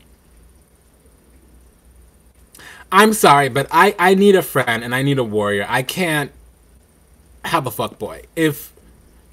If you don't open the door for me, if you don't bring me a bar of chocolate when you come to visit me, if you don't have a blunt in your hand when you're giving me a ride, I don't need your ride. I don't need your dick. I don't need your fucking car. I got money. I got dicks chasing me down the street.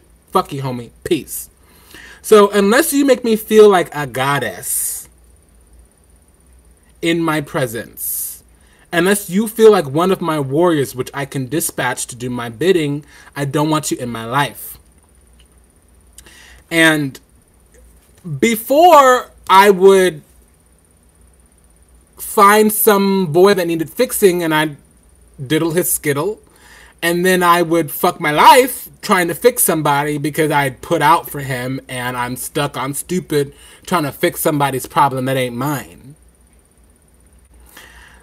And that's what I see a lot. You know, this is, you know, and the thing about it is, like, first of all, if you need to heal him, you don't need to touch his genitals, ladies. And it's not your job to fix him. If living and being an example in front of him doesn't elevate him, he ain't ready. So if you need to coddle him through his healing, then you're his healer and you're not his lover. And if being his lover, he sees you being a bigger, brighter, better person in front of him, and that motivates him to be a bigger, brighter, better person, so y'all can grow together and not grow apart. So if you love him because you need to liberate him, shadow. Imposing. And if you have a laundry list of all the things you've done for him, why he should be acting a certain way and being a certain way and loving on you a certain way because of all you've done for him, that's the laundry list. And don't be the bitch who shows up to the relationship, to the argument, to any kind of ship, friendship, citizenship, anything with a laundry list. Don't do it. Don't take a laundry list to any, do not board the ship with the laundry list. Do not do it. Do not do it. The laundry list is basically ego. And every line item on that laundry list is another demon that you've retained to do your bidding. Love is for you. I love my little friend. And I gotta give him some space. And I love him because I love the way I feel around him. He's beautiful. He makes me feel beautiful. I have so many creative ideas when he's around, but it's like that for most of my friends. None of my friends are ugly. I'm sorry, I can't be friends with you. If there's, and it's not always your face. If there's not something alive in you that makes the goddess come out, if my Venusian sensibilities are not triggered, you will be repelled. So I don't need him to be anything other than what he is because I'm already in love. Now, being in love with him doesn't mean I need to stick his dick in my mouth, don't need to move him into my house, don't need to start paying his bills and wiping his ass and, coddling his fucking ego problems. I can love him from afar because it's liberated me. It's shown me the truth of who I am, what's alive inside, what I can do, what the future could hold for me, and it's brought me closer into the divine realm. It's brought me truth. Blue is the color for truth. Through my self-worth and value. This is the color of self-worth and value. This is the sacral chakra here. That's where your self-worth and value lives. Strength, courage, and wisdom lives in the sacral, in the solar plexus. So, ladies, again, a man is not a plan. If you need to heal him, you don't need to be touching his genitals. Loving on him should liberate you. You becoming liberated should liberate him. If you doing your work doesn't also free it up for him to do his work, that's karma. See, a soulmate, when you grow, he grows. And if you get worse, he gets worse. So you working on him is actually making you worse. You working on yourself and him getting the clue to work on himself too, that's actually the way to do it. That song, what's up? Venus as a boy. Maybe I need to go listen to that song. I do. I believe in beauty. I believe in harmony. I believe in grace. You know, sitting in the park and listening to all the laughing kids can give me a pep in my step for the rest of the day. Going to the grocery store and seeing a couple fine-ass brothers. I don't need to talk to them. I don't need to get numbers. I just feel beautiful. And that gives me happiness for the rest of the day. And it's not about the engaging in the intimacy and the sex and all that stuff. It's just about knowing that I'm a goddess and that there's warriors walking around the world doing God's work. That's really all it is. Because I've done my work, I've done my self-work, I've done my healing.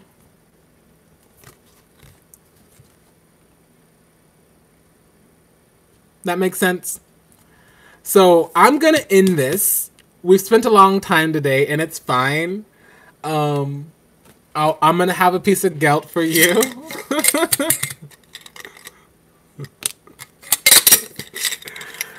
And again, I'm going to start selling mate tea. I buy it by the kilo from South America, mostly Paraguay. And it takes about a week to ship here. I buy it by the kilo. And I literally get about a shipment every 6 weeks. And you gotta buy it's about $4 a kilo, and you gotta buy $65 minimum in order to get the discount. You don't have to. We can break our order up. And if you're one of my spiritual children, you can just order with me. You can just send me some money, and I'll throw your order in. And if you want to buy it from me, I'll teach you how that works later. Okay? So peace, love, light, unity, respect, harmony, abundant, resplendent grace. I am going to be editing this video probably tomorrow morning or tonight. I got phone calls to make, and then I need to medicate because I'm in a little bit of pain.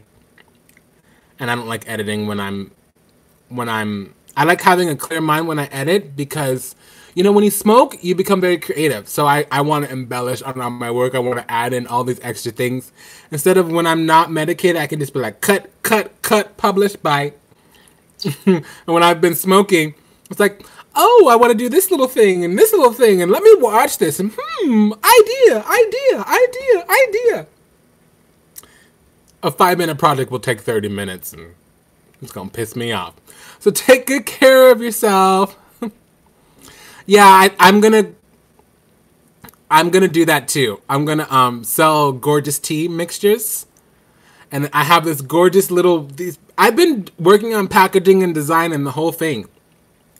I own a ritual supply warehouse called Cosmic Shaman.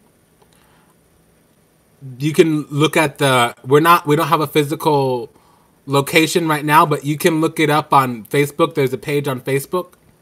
Cosmic Shaman, K-O-S, Cosmic with a K, Shaman. Look it up. And that's where I do all of my merchandise through. Okay? So take good care of yourself. Good, Giggle Glimmer. I need to talk to you. And Raina, we can talk today if you're available. I'm just going to run upstairs and then come back down. I just want to see who's in the temple right now. So let me run upstairs and do a on-site. Giggle Glimmer and Raina, the best way to reach me is through Slack. So if you're online in Slack, I'll just literally hit, because you can call, you can FaceTime, you can do all that. We can send documents back and forth. Okay? So I have chocolate melting in my hand, so I gotta go. And I'm not lonely, don't worry.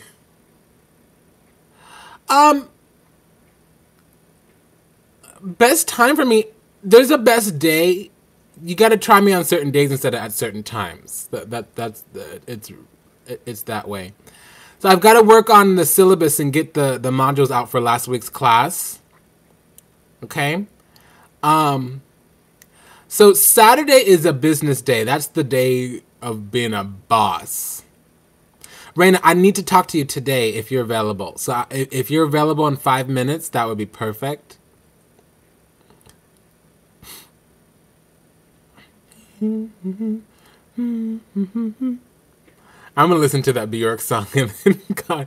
Raina, I'll be on Slack in 10 minutes and I'll be there for about half an hour. So if you want to come on Slack, and same thing with you, Google Glimmer. I'll be on Slack in about 5-10 minutes and I'll be there for half an hour. So if you want to log into Slack, we can just call each other through Slack. Okay, take good care. Bye.